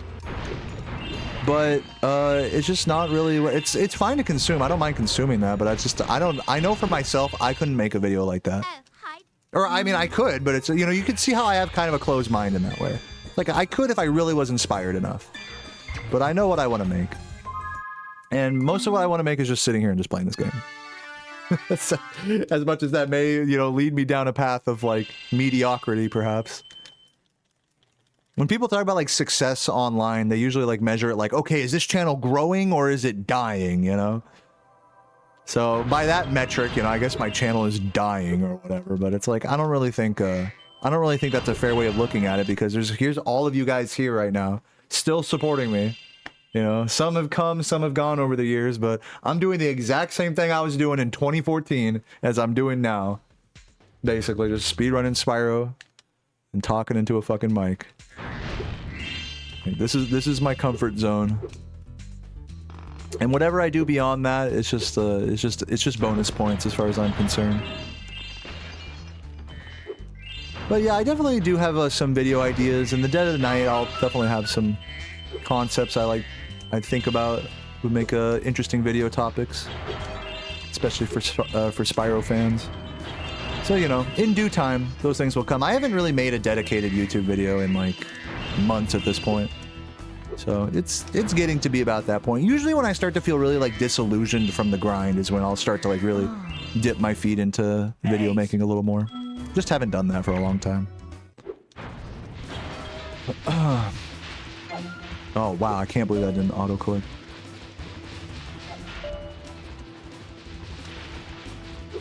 Hunter going ham. But that's okay. I'm happy, you know, even if I'm not on like if I'm not on some Mr. Beast type shit, Sigma content grind set, like, that's okay. I may be over here just huffing copium, but you know, I'm happy. I get to live this life with like Sarah and like cook and play RuneScape after stream, put in whatever grind I do, and then just chill the rest of the day. I'll give you Like, to me, that's living the dream right there. And when I'm ready, I'll do something beyond that. And if I'm not, I won't. And all of that is okay. You know? It's okay to just be a speedrunner. You know? That's like what I want to tell people. That's what I need to remind myself as well. It's okay to not be like fucking Mr. Beast, you know? Fucking out here like, you gotta improve every single video. You gotta, you know, you gotta focus on growth. Because if you're not growing, you're dying. That's like, it's a very like, I think, cancerous like sort of mentality. When it comes to making videos, making live streams and stuff. You're really Like, I have to outdo myself every time. It's like, you're just gonna, I don't know, you just kind of go crazy getting in that world. Oh, it looks like my stream element is disconnected. Yeah, it's okay to just be. Dude, even if I just never stream again and I slowly run out of money, that's okay too. Maybe not, maybe in some senses that's okay depending on what I want out of life. But dude, I always talk, like, look at fucking Saboom, dude. Look at that guy. And not to put him on the spot or anything, obviously, you know, he's his own man.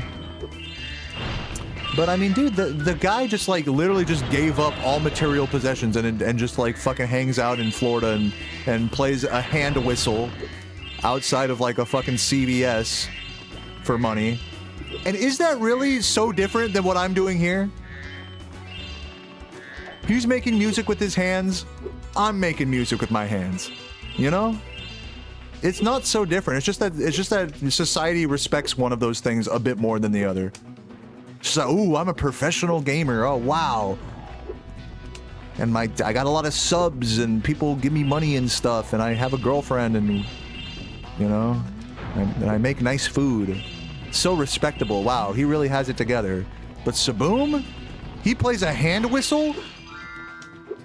And barely makes enough to, like, you know, fucking eat for the day? Oh, for shame. How, man, it must suck being homeless is what fucking people are saying, you know, or thinking.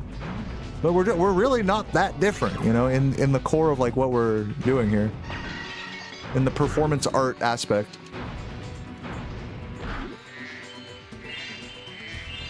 He has it figured out because he doesn't need a big-ass apartment. He doesn't need a fucking, he doesn't need a girlfriend. He doesn't need a... You know, he doesn't need this or that. And I think that's just very beautiful, personally. Thanks, but...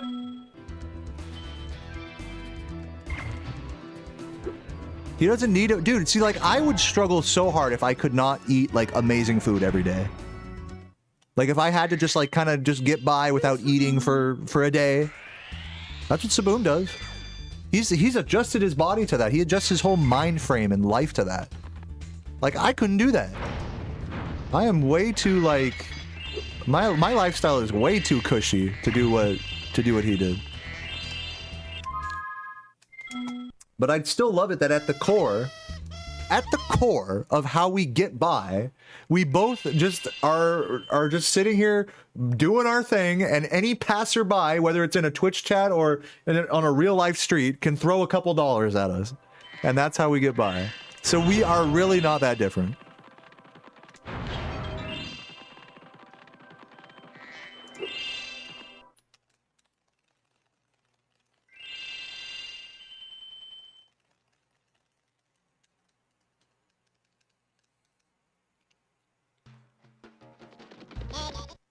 You're not working for a few months to dedicate yourself? Dude, I have enough savings now that I could just stop working for a while. For like a year. I could probably get away with not working at all for a year. Not streaming, not doing anything. But I would not be happy doing that. I would want to stream eventually. I would feel purpose. Like, I was talking a lot about purpose earlier. It starts to become less about money and more about purpose at that point. So if, you know, if photography fills that hole in your life of feeling like you're doing something worthwhile with your day, then that's what it's all about.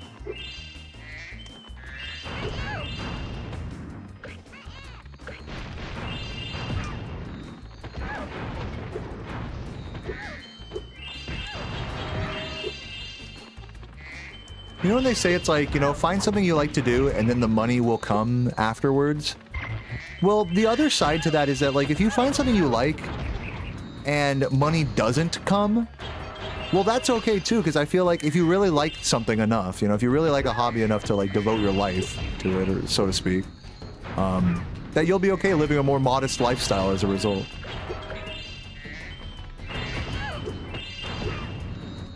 I don't know. These are just some ramblings. This is all nothing. There's nothing new under the sun, guys. I'm pretty sure everyone understands all these, like, concepts. It's just hard when you, like, look at me and then you look at Saboom and you're like, wow, those are two totally different paths in Spyro speedrunning, right?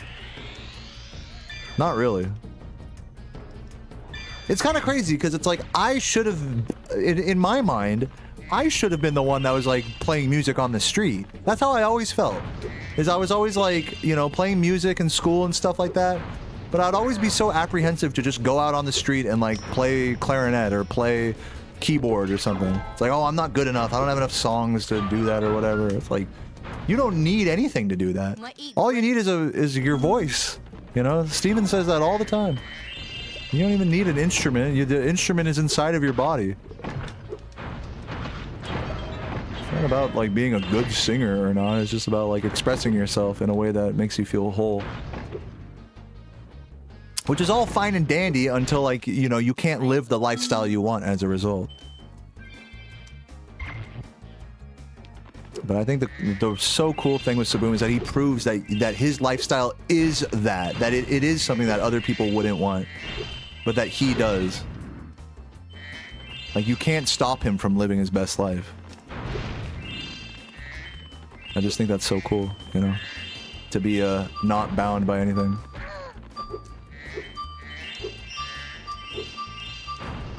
Nice. Thanks for bringing. Yeah, if I couldn't eat amazing food every day, yeah, that would be a big problem. That would probably be one of my hugest, like, things stopping me from, like, being, like, more, I don't even know, like, nomadic.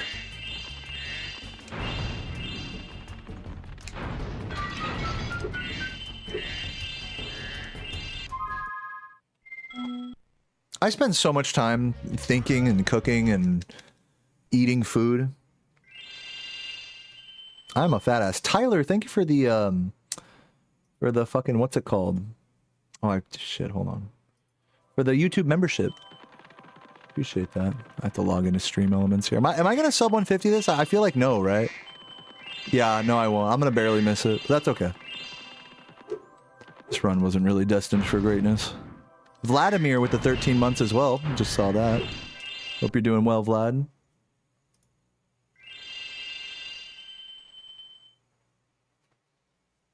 Yeah, this was a fun chatty run. This was a nice, like, first kind of run back, or de-rust as you could call it. I was just in a chatty mood today. I'm a yapaholic today. I'm just yapping. I got a degree in yaponomics.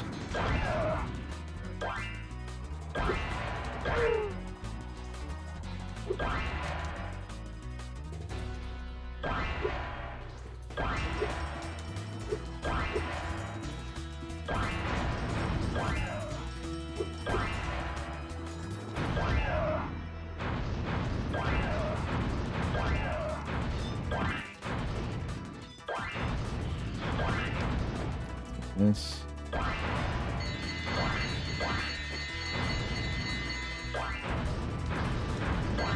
I still can't believe I got like a perfect icy flight in my 144 the other day. Ideally, you don't have to hit those last two guys. Wait, did I fuck it up? Okay, no, we're good. Good job. I might, honestly, guys, I might call it after this run, because I do need to go to the store with Sarah. I'm not really feeling like another run is going to serve me that well right now. I hope you guys are all right with that. I mean, it doesn't matter how you feel. I mean, I'm going to do what I want. But I'm just kind of slowly edging myself back. You know, guys, I gotta say, like, I've been really digging this Spyro 2 grind lately. I've been taking it nice and slow. You know, there's no rush. No rush for a PB. I love that. I love speedrunning and not being in a rush. It's such a oxymoron, but that's the best way to speedrun. Just speedrun, but you don't gotta get a PB today. Shit, you don't even gotta play well today. Just fucking play the game once. You don't gotta do a 5-hour, 8-hour grind. GG. You don't gotta get a sub 150. All you need is love. Smoke weed every day. Good James, good LeBron James in here. Thank you guys for the GGs. Oh yes, dude. I'm telling you, Vladimir. Like, if I played Vortex, I would be crushed. That's why I don't play short categories. I always say this. I can't play short categories because they crush me. They point out. Yeah, you play a short category if you're like really into like the little optimizations, if you're into like really perfecting. I'm not even like, I like doing that in the longer categories. But man, the whole concept of like, oh, I like did bad in the first like 2 seconds, let me reset. That happens in this run sometimes, and that's when I get the most demoralized. Like, yeah, you could take a no resetty approach to Vortex. But man, that is like a tough category to really grind, I think. Just my take. Nothing wrong with it. Hey, shouts to all the Vortex grinders out there. And hey, everybody who's in the stream right now. I hope you guys are enjoying less ads, by the way. I'm running less ads now. So if any of you guys appreciate what's been going on this stream, I'm probably going to go offline, I think, honestly. I've had enough of this fucking game today. gonna go to the store and get some steaks or something and just cook up tonight. Work on my mining and RuneScape, you know. I'm feeling it chill right now. Maybe tomorrow we'll get a little bit more intense with the grind, but today's chill vibes. Yesterday I was offline with a hangover. Today I'm just chilling, you know. So, oh, Skybox art in the Discord. Oh, I'll have to check that out. Here, I'll bring it up now since I'm thinking about it. We can look at it on stream together while I find someone to raid. Laura's on. I raided her the other day. I don't want to just keep raiding her all over the place. Oh, Hippie Johnny. We'll raid Hippie. Let me see.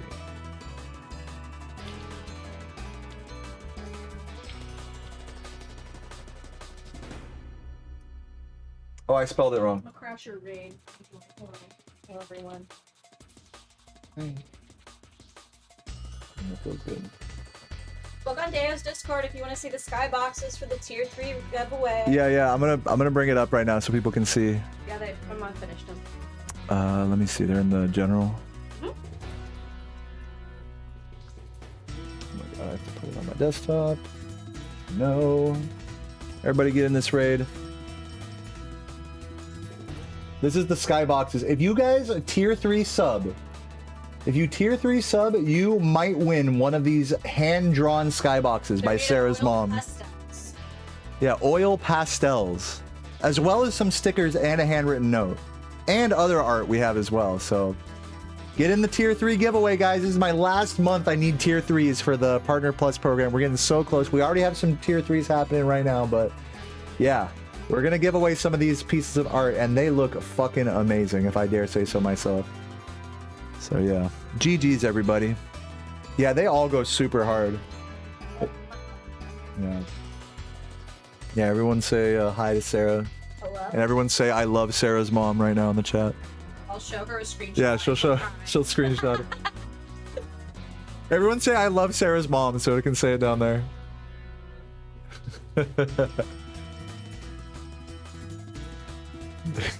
Love mommies. Okay, bye guys. Have a good day. Love you. Love mommies, especially Sarah.